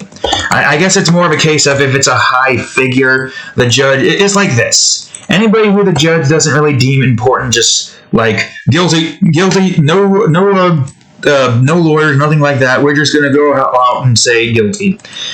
And if it's like a person of interest, they just look the other way. It's like, nope. Oh, what's this? A $1,000 bill. I'll take out good days of work here. Let's go ahead and call this a day, folks.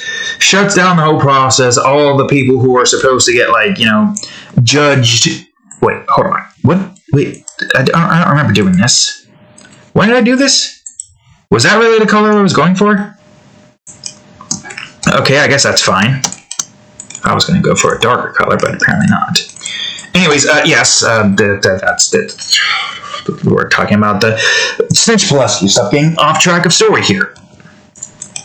So, the snitch Polusky start making its way over to their house, and they don't know that it's making its way over to their house. Whoops, I'm going to grab this, not that. This, there we go. I'll just do this again. And they're freaking out because the murder has been committed and all the other sorts of crimes here. So now they're trying to, figure out a plan. However, the snitch Polusky starts to walk up to their house and they're like, I know that house! That's those two losers' house! Oh, I'm going to beat the ever-living shit out of them when I get inside of here! And the Poluskys look outside, they're like, oh no! They just look down at all of the mob outside their house. And then they hear a bang on their door. And it's like, father's like, son, you have a lot of explaining to do! As they're the door is locked and he's just bashing the door down. And they're just looking in terror, we gotta get the hell out of here. And they go through their secret entrance in the side of their closet as the father breaks down the door with his freaking giant-ass cleat boots. Looks through the area, is like, where are they? Where are they? I'm gonna beat the ever-letting shit out of them! And this is I don't think this is the deadbeat father. I think this is just the abusive father. I don't quite recall. So then, they go on ahead, go through the thing. The snitch Polusky's looking through the walls. Give me a second. And then they're trying to, snitch Polusky's trying to, keep track of where those two are. So then they go on ahead, and everybody else just breaks down the walls and try to like destroy the walls. The father kicks the walls of his own house. You're making me do this! You're making me do this! Then find you and kick your ass! As he just breaks more of his walls down. Every wall I break is a punch upside your head until it's nothing but a crater. Not even trying to defend his children. He's just literally just going out trying to like beat the ever-living crap out of them. Now Mother Polusky's like, I don't have a son anymore. This is like a freaking broken down blubbering mess. As, you know, everyone is just trying to get their hands on these Poluskys. Stop it, cat. Cut it out. So, here they come, getting out the walls. They somehow manage to slip past the mob, and then they start sprinting. They start booking it over to some area. Trying to go on the run here. The entire, like, area is, like, look, or just the entire, like, say there's, like, a subway, or, not subway, a checkpoint area. Yes, a checkpoint. Toxic water. Here we go. I'm glad I still saved the toxic water color. Okay, good.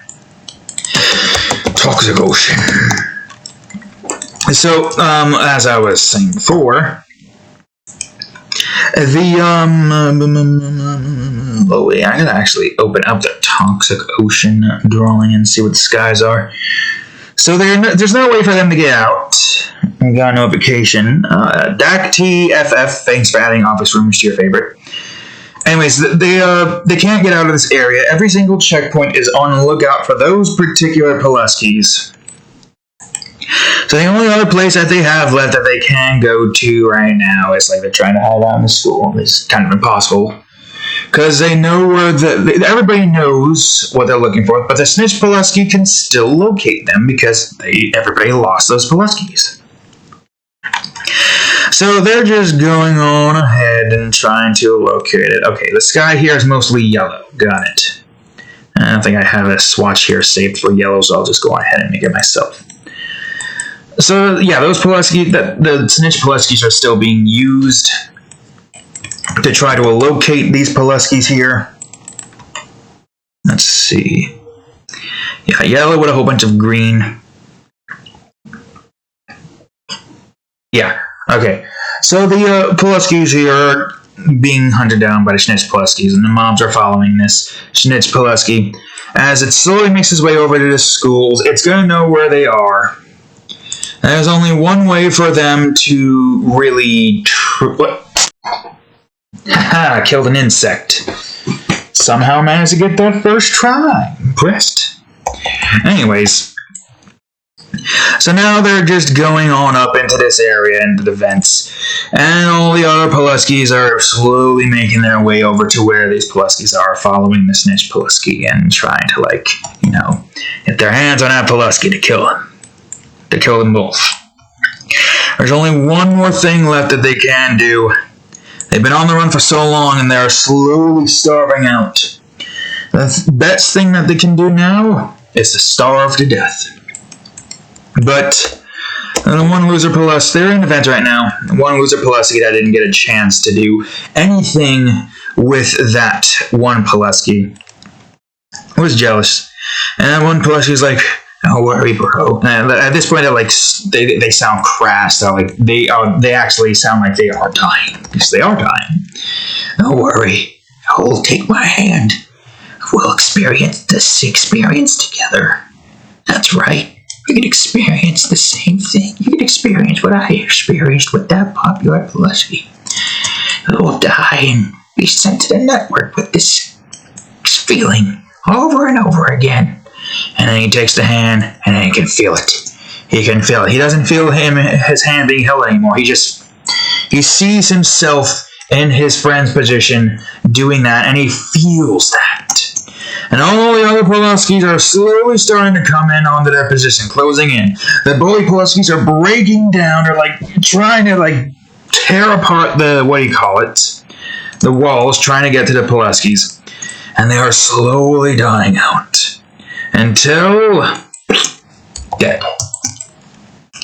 They died of starvation, but their bodies and their feelings, they've managed to get to a certain euphoria and memory where they cannot feel their bodies anymore, and the only thing that they see, they close their eyes, the only thing they see now, they don't see pitch blackness as what you would think for most.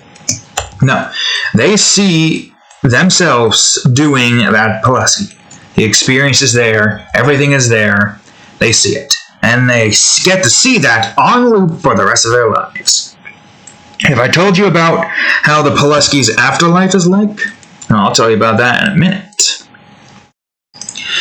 But, yeah, they all come up. They look at the Polusky smiling, dead, and then one of them blows Polusky like, "Don't you dare die like this! I'm ready to destroy you! I need to hear your scream as I rip that crotch of yours out!" As he just tries to beat the crap out of their unconscious corpses there. He's crying as he beats the crap out of their corpses. And everyone is just angry. It's a sensation of the worst person you know died in the most peaceful way, and now they're experiencing that for the rest of their, I guess, life. Internal life, technically speaking. And now they're angry. They're angry and upset. So, yes, that's the end of that story. Those loser Poluskys somehow managed to come out of this on top, despite the pain and suffering they went through, to reach this moment. And they just angered a whole bunch of Poluskys. They're never going to be happy again. They've experienced a rush of trying to find, locate, and beat the crap out of these Poluskys here. You miss this opportunity, you can't get another one for a while now until you follow another snitch Polusky. But it's so rare for someone of high value to get killed off that the chances of them, I should say, not us, because we're not stupid enough to do this, are we? Well, not stupid enough, I guess persistent enough to do this. Well, I guess we are. I guess there are some instances where if somebody kills somebody who's very important, we want to find this person and tear off their nails one by one, and then shove actual nails inside of the bed of them nails. Oh God! And then rip those nails out of the bed of the nails, and then cut their fingers off and shove it back down their nubby finger slots. And then do other things that I can't really think of right now on the top of my head. But you're probably wondering why they are very upset about this, and they're very upset about why they died a peaceful death. Oh wait, was I playing? Oh yeah, that's right, I remember now. So the network, the Polusky network. What it essentially is where all Polusky souls go when they die. The network is built in a system like this. It's a spherical, giant sphere with tiny spheres all throughout the entirety of the network. Within those tiny spheres are just the last 7 seconds of a Polusky's life. And the feeling, the sensation, all the sensation they felt, the pain, the misery, the torment that they have felt. Every experience within that 7 seconds, as well as all the added on experience from their lifetime, can be felt right here in this network. The souls, on the other hand, remain sentient, but the souls that experience the souls that are in this instance, they have the ability to reborn. However, that imprint of that one Polusky remains there for eternity. It's like the imprint is essentially just experiencing the same thing over and over again. They can't think anything else. They can't see anything else. This is the only thing that they experience throughout the rest of their lives. Which is kind of boring when you think about it. There's no way to know if the imprint is actually alive and has any form of cognitive dissonance of whether or not they know that they're in this like endless loop of 7 seconds before their death. Those Poluskys don't even believe this exists. But yes, the reason why they were so pissed is because those that do know it exists and are very like adamant in the network theory is that the potential last 7 seconds of those Polusky lives has just been them in complete and utter bliss. You can see this wide, dumb smile on their face. They didn't reach nirvana levels of happiness, but they did reach some levels of happiness that really just agitated most Poluskys.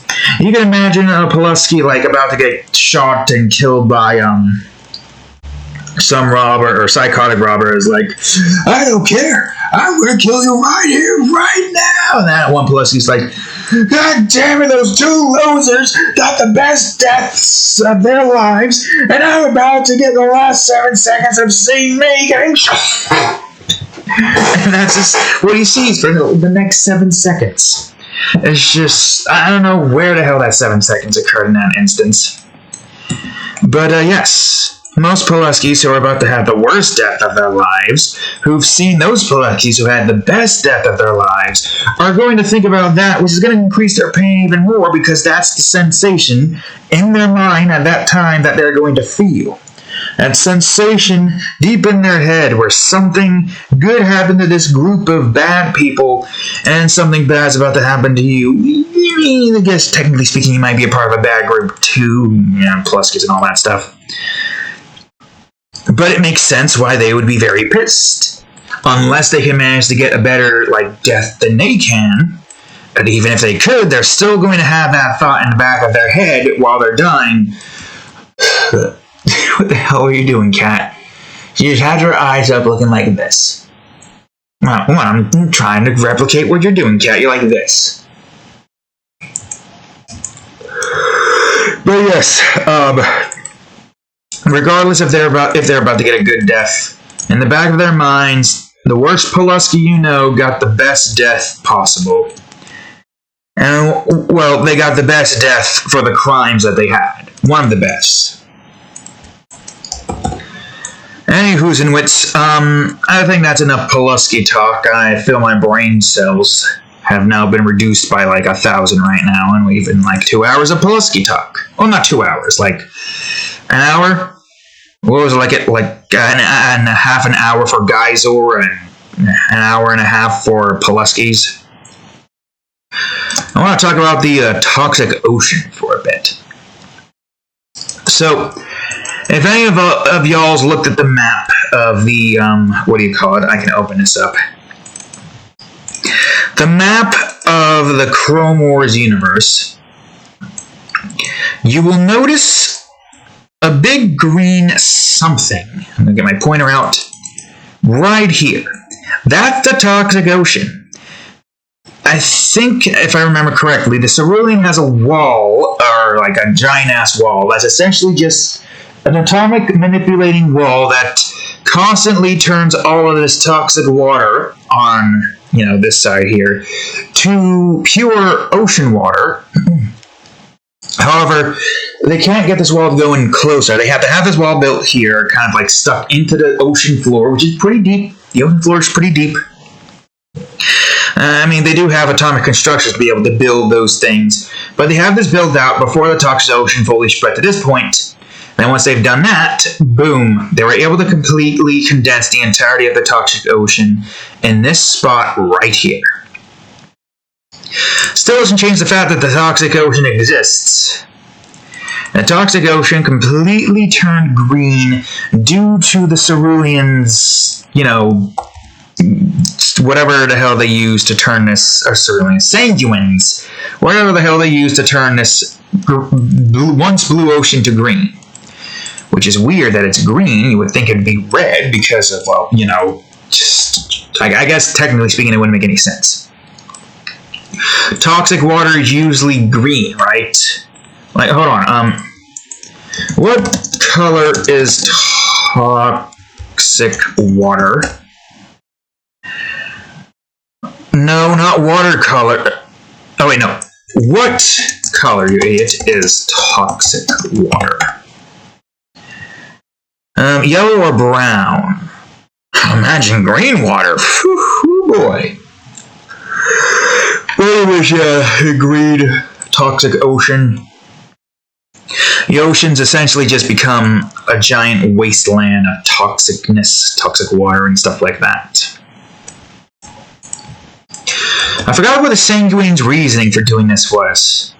I think the Sanguine's reasoning was to like mutate a subset of humans to be able to like live within this environment, and then all of those who are like, you know, turn into like, I guess all of those who are not mutants at that point.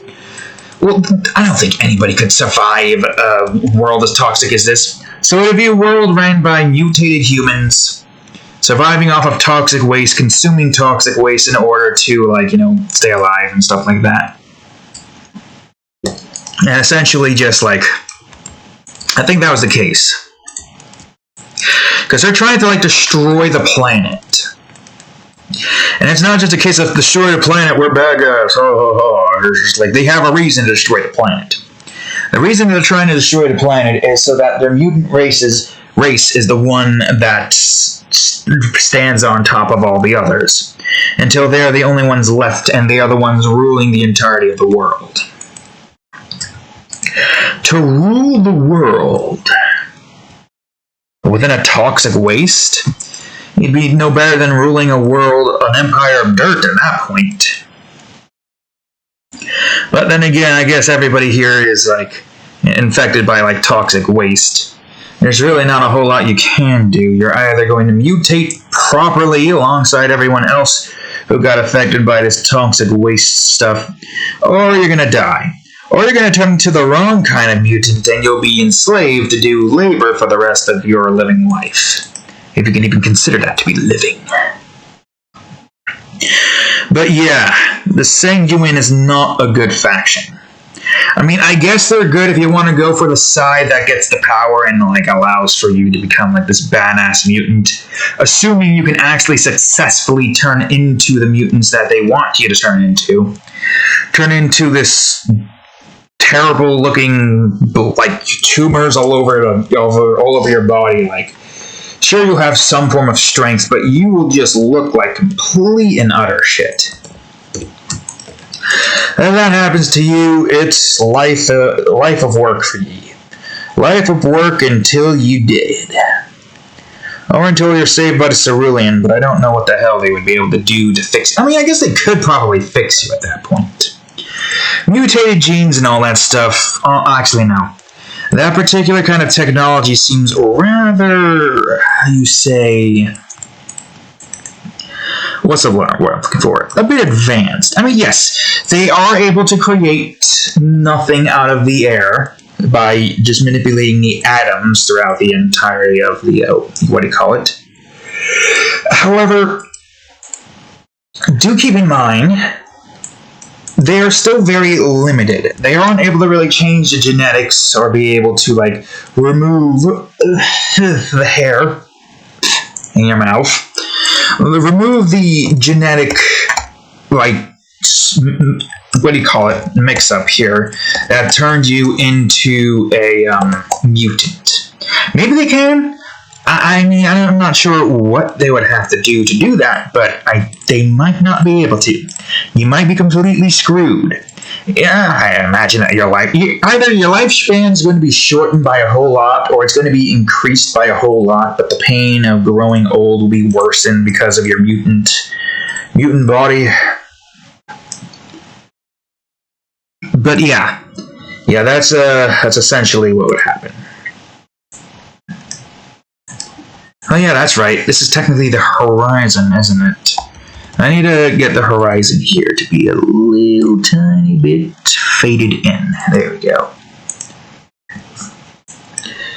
So yeah, as you can see, the Cerulean is trying their best to stop the Sanguine and their factions, constant spread of toxic waste. Easier said than done. This guy's going in with a revolver. I mean, don't get me wrong, revolver's a pretty powerful freaking weapon. It's going to do a lot of damage. Revolver, like, a revolver is the most powerful handgun. Like, hold on. Are revolvers the most powerful handgun? Oops, Honey.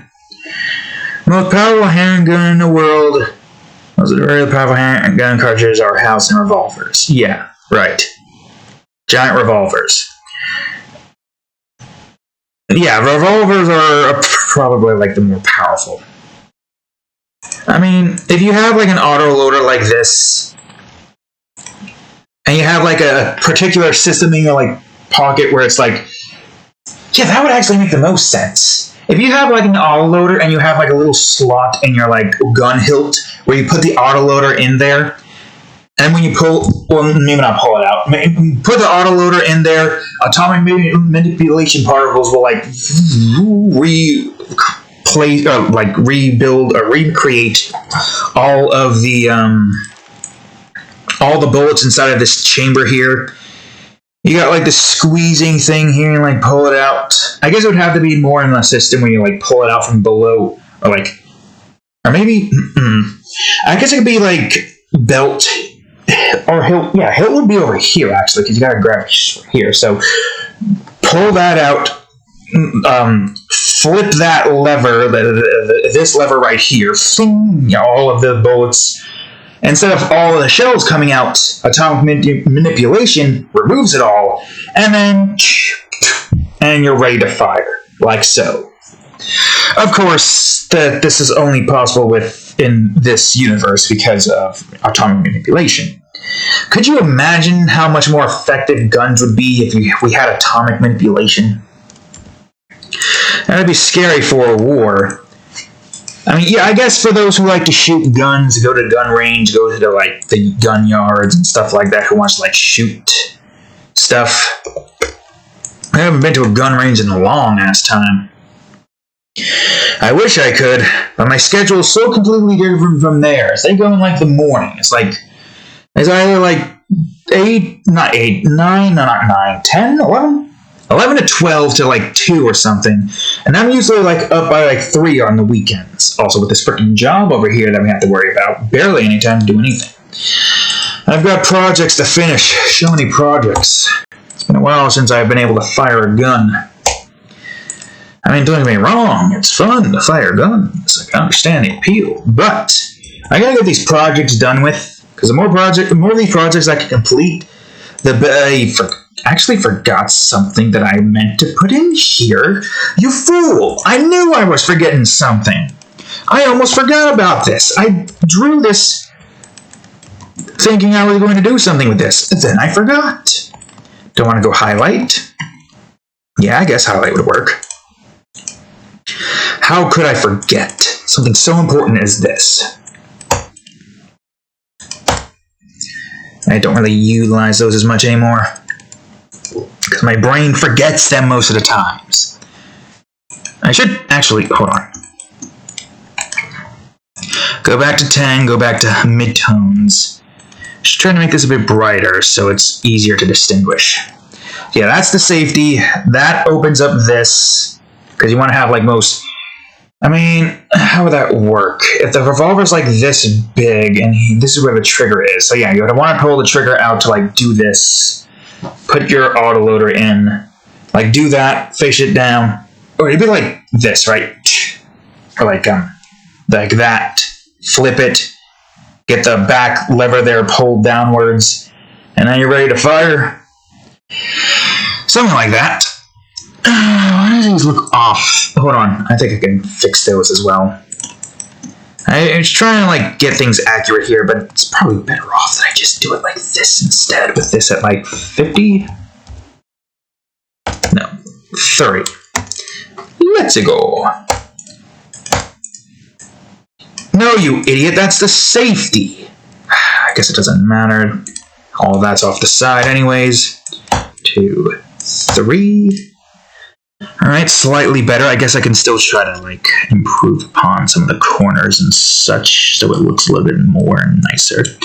I should try to do more detail work with some of these as well. It's not like they're really that shown. As long as it looks like what I need to look like, I'll be happy. It looks pretty plain right now, but we're gonna have some like lights kind of shining down, like I don't know, here maybe? Or should it be like right here and we got like a shadow right here? I have no clue. Right, we're on shadows right now. Working on shadows. Whoops. Go back to doing the thing right here.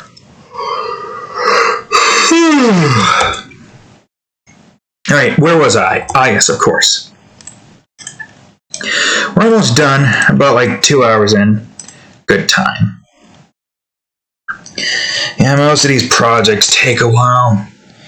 Thankfully, I got a mature drawing coming up next quite soon, so I don't have to worry about making a video for that. Just focus on watching other stuff. Relax. Moth! Cat the moth. Go get the moth. You do a little cat noise with like, moth! Go get the moth! The Marge voice, the Marge... There, the cat's getting the moth? Go get the moth. Yeah, the cat sees the moth now. But now she's scoffing. She got too excited seeing the moth, and now she's scoffing. You gonna get that moth? She drowned a moth, I think, in her water dish. I think it was either a moth or a cricket, but she drowned one of the two in her water dish. I do vaguely remember there being a dead cricket. Could have been a cricket, but the cat, this cat was already destructive, apparently, out the get-go. You should have noticed when she drowned an insect in her water dish. Why'd you drown an insect? He's just nudging around, acting all cute after having recalled the story about her drowning an insect. Why are you drowning an insect? Technically speaking, I had drowned an insect before, going down into a shower drain, probably drowning as it's going through the drain right now. Or maybe it's surviving. Well, it's probably drowning in waste. It could be in a water tank. I don't know. Poke your nose. Let's see. If I were to have it here, then that means I need shadows taking up most of this area, which means, yeah.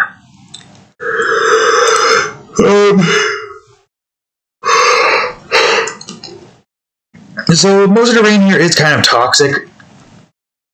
I guess if you're grabbing wearing some form of gear. But didn't I say it was perpetually raining toxic stuff?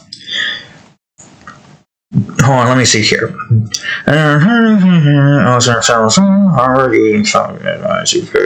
All this water in order. Toxic water, blah, blah, blah. The ocean was a forced to live on this harbor. So, creation, nothing about rain yet. The oceans surrounding the harbor is only affected on the surface, but the underwater part is covered in toxic waste as well. It's not only affected on the surface, but right. Creating dangerous and hostile mutant fish that could continue to corrupt the cleaner parts of the ocean as well. Yeah, that's another thing. Corrupted fish in the toxic ocean. Eliminating the abominations.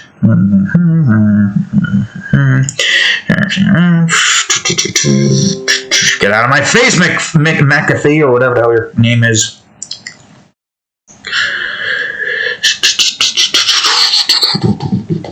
I don't think I see anything about rain here. So, no, there's nothing about rain about here, but I'm still going to have it rain anyways, because why not? I think that looks cool.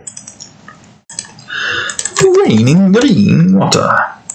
Green toxic water. Oh, yes, green toxic water. All over the place. Actually, yeah, that's going to be a good opportunity to try to get, what do you call it here? Can you even see most of this? Yeah, actually, wait, hold on, that's a good idea. Some slight green, mist. I mean, I guess, yeah, it would do that, wouldn't it? This poor revolver. Everything getting covered in toxic water waste. Zoop, zoop, zoop, doop, doop. Make it look like he's getting a lot of toxic rain on him and his gun. I mean, I'll try to like reduce it on the gun a bit. Maybe the gun has some form of like auto cleaning thing, just so the gun has a little bit more shown to it, and it's not a whole lot of just toxic waste on the gun, you know? All right, that'll do for that part. There's still a few things that I have to do here though. Mist covering up most of this side over here. You can see some of the mist kind of like coming down because of the toxic rain here.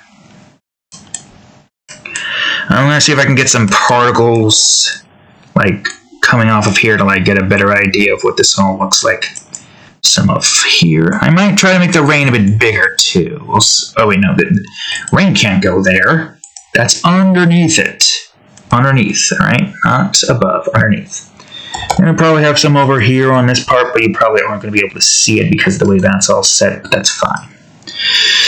Okay, now for green particles. This one's going to be a bit tricky, but I think I can manage.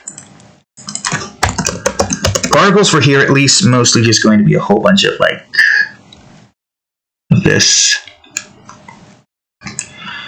Cover up most of this, but try to delete most of the bottom portion like so. Get this at, like, 200, I think. Wait, what? Let's see. You probably aren't able to see most of this anyways. Swear to God, Cav, you go back down there and destroy that. Alright, let's see. Maybe not other dynamic, no coloring, just spread it all out. Space it out as well. And it'll probably be a bit bigger. Particles. How about, not 3, how about 5? So yeah, particles just like coming off of all of this. Little like droplets or something. I guess it kind of makes sense. All of it being toxic and all that stuff, it would make sense that a large majority of this is kind of, you know... Yeah, it's just all toxic and stuff. But yes, here we go. Toxic waste. I wasn't sure if I was going to be going for the toxic ocean at first, but I'm kind of glad I did. Right, I almost forgot about this side. 5 over here as well. Oops. Back to 2 again, cover up most of this side. I guess 5 here, it depends really on what this is. You're unable to see most of this stuff here, so back to 2 again. Alright, good, great, fantastic. And now for the fog. Ah, yes, of course, the fog. Fog 1A. I think we're done here. Now I just gotta go over to the fog. Utilities, fog. Alright, let's see. How about this fog? Nah, I think we should have like a nice sickly pale kind of like yellowish look to the area. So past this guy we should have it be more, let's see, this one? No. I guess it depends, really. Because that does kind of work to an extent, but is there a brighter one I can use? Isn't that the same color? No, that one's a different color. Yeah, fog here. Now I gotta go over to... where exactly? The building? Yeah, I guess we can have that go to the building. Fog 1C. Maybe some blues? But like get rid of some of it here, and definitely some of it here. so that this looks like it's a bit more, what do you call it? Oops. Go back to the normal one. Let's try to bring this forth over here so that that still remains blue. And now, Toxic Ocean, the last fog. What should this one be? Bright green? Light green? What are you meowing at? Yellow? Guess yellow would make more sense. Yellow, but get rid of some of this so that that's more like that. Most of the yellow is like right here or something. Ah, yes. Sickly. Toxic. Seems kind of, terrible place to be in, that's for certain. Terrible place. The ozone layer is probably nothing right now. It's probably scorching hot here, too. Alright. A nice, bright yellow. Coming down. Do I want it there, or do I want it here? Oh, wait, right, that was what I was debating. Here kind of makes sense. Damn it. I want to increase the size of this so I have less chance of accidentally grabbing that. This guy's going in with just a revolver. Maybe he has more than a revolver. I mean, if you're a really good shot and know where all the mech's weak points are, a revolver should be enough. If you can consistently get headshots, that's not what I want. I want overlay. Unless I want vivid lighting. Unless we want to do a different, like, color here. Let's see. What does vivid lighting look like? Nope, terrible. Sun particles. We're almost done. We're almost done with the video and the drawing. I still gotta like make the description, but that should be fun. It should be fun getting the description for the drawing set. Then I gotta go on ahead and do the whole, what do you call it, instance. Sun flares.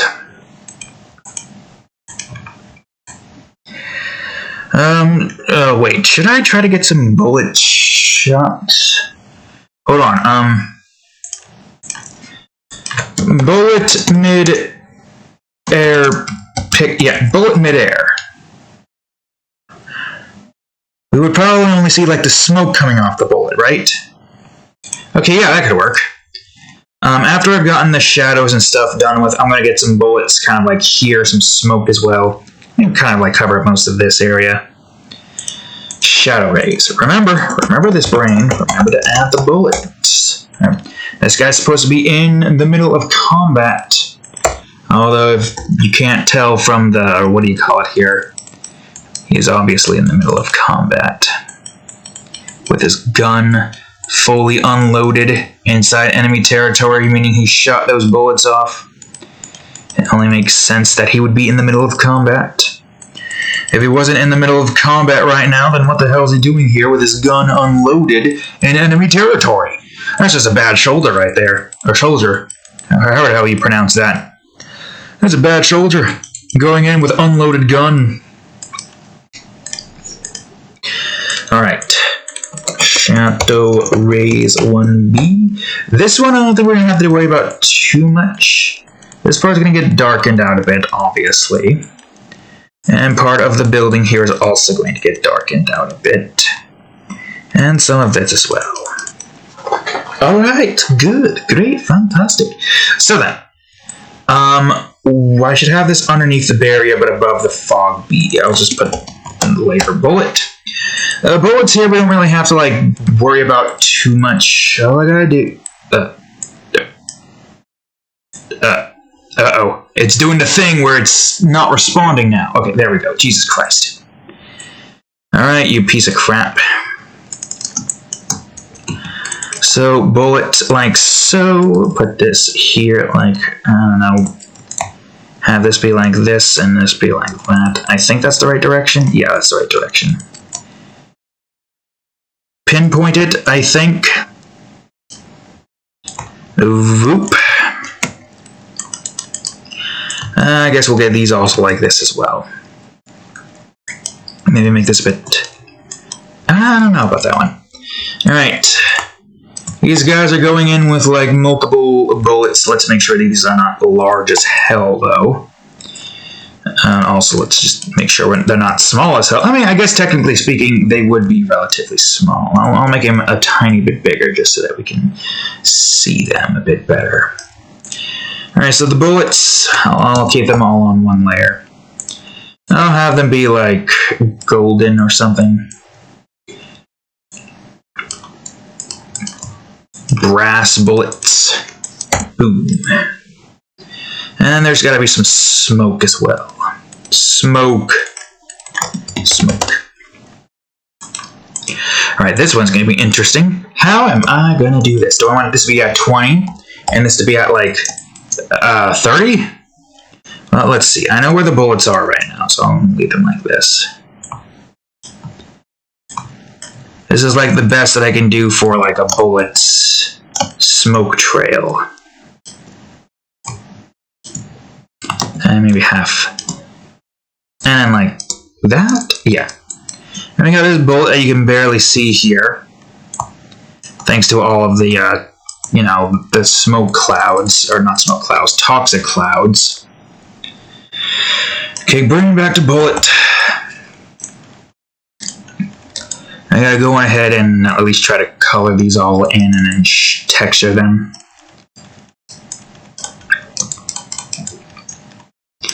You can barely see a difference with this thing being shaded in for some reason. Why is that? Why is the lighter one easier to detect but the darker ones aren't? Is it because it's just that?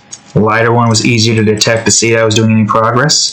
Because it was light on light, so we made it dark? I would have to imagine.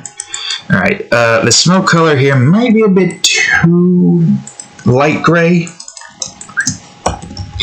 I imagine it's probably like dark, like right here in the beginning, but gets light and dissipates as it's, you know, going through the air.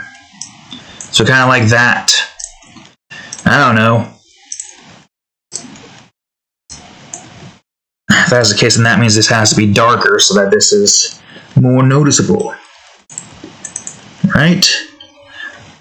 Oh god, it's doing that thing again, I think. Actually, I'll just leave some of it darkened, like right around, yeah, right around here. That seems like a good color for the darkness there. I think that might be all here. Any new notifications? No, we're still on the one. Alright, let's see.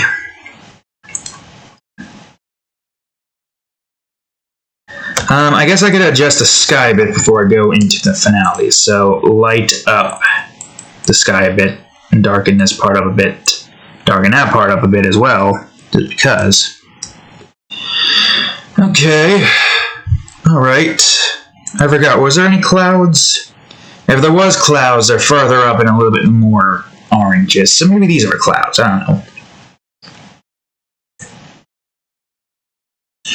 Okay. Now then, the last bit that we have to put in, light orange area. Now I just gotta go over to effects, and then we finish it off, of course. Go back to midtones, and go to 100. Also, that was on shadow, wasn't it? It's fine. It still kind of works. Alright, wait, I gotta go back to here. I don't think I was there at the time, so do it again just in case. Nice light orange beaming down from this side over here. It's mostly just yellows, orange, and greens. But then a place such as the toxic ocean. Man, not exactly a fun place to be, that's for certain. Maybe the ocean isn't that, like, lit up. I guess it really depends on where all of this stuff resides. So this guy is kind of behind the barrier.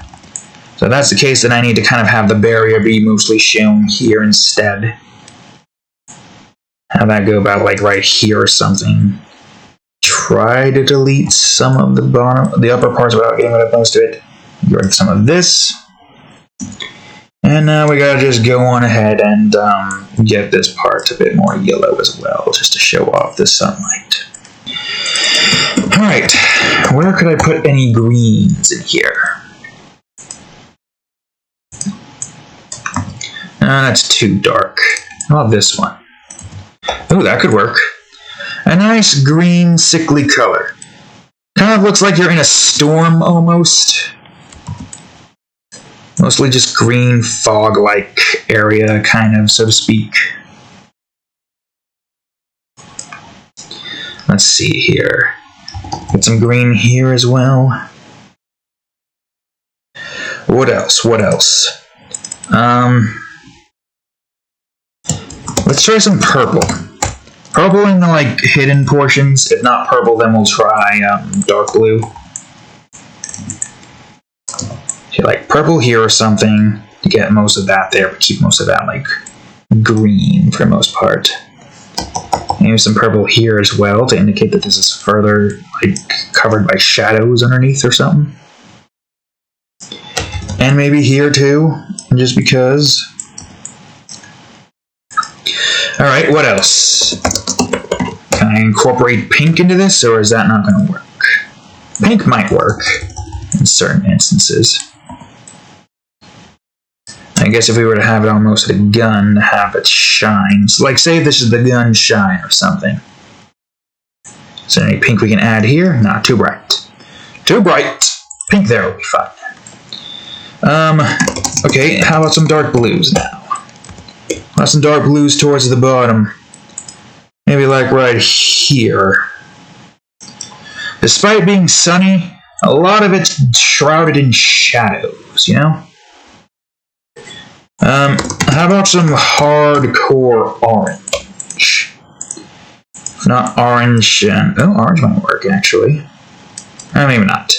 Maybe not. Unless I use orange here. Oh yeah, we can use orange here actually. This will work. At least some of that so it's not over that, however.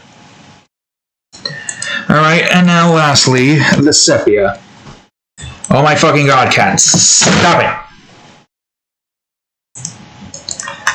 You got other things to do than scratch dead and destroy it further. What are you going to scratch once that's fully destroyed, huh? What are you going to scratch, huh? You won't be able to scratch anything.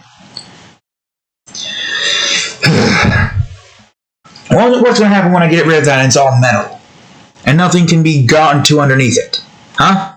What if you can't go into there at all, huh? Then what are you going to scratch? I'm going to scratch metal instead. I'm going to scratch the frickin' bottom portion of the TV, you know, those little stand things.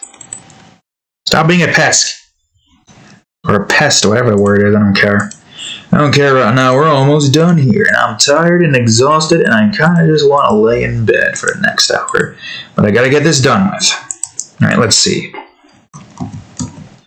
That could work. Let me just experiment some more. Alright, we weren't using any of the effects during the time of first creation of the Toxic Ocean. I'm going to stretch up and put some green in here. Ooh, green actually looks better. Yeah, green looks a hell of a lot better. Hold on, let me see if I can find different greens to use. That's the same green I just chose. How about this green? I don't know, is that too dark? Or that's definitely too dark. How about this one? Maybe? Like the right amount of lights. Mayhaps? I have no clue. What do I want to go for? This or this? This or this? I like the brighter nature of this. So maybe we'll stick with that instead. Let me try this one out. Try it. Oh god, are you doing that stupid thing again? Or is that the color? Was that the color? Oh, wait, hold on a second. Did I just somehow manage to... Let me just remind myself. Yeah, that's here. That's here in that spot. Wait, no, wrong one. This one and this one. Are you the same color here?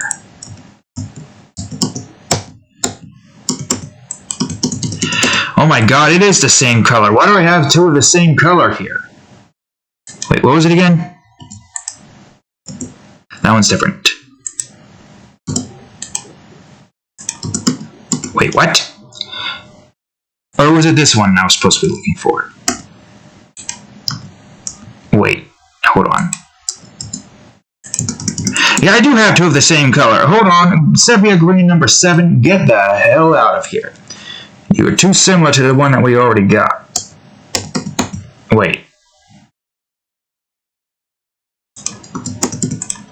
Wait, hold on. No, go back, Sepia. It's number 7. I think I accidentally deleted the wrong one. Number 6, you are the one we don't need. Right?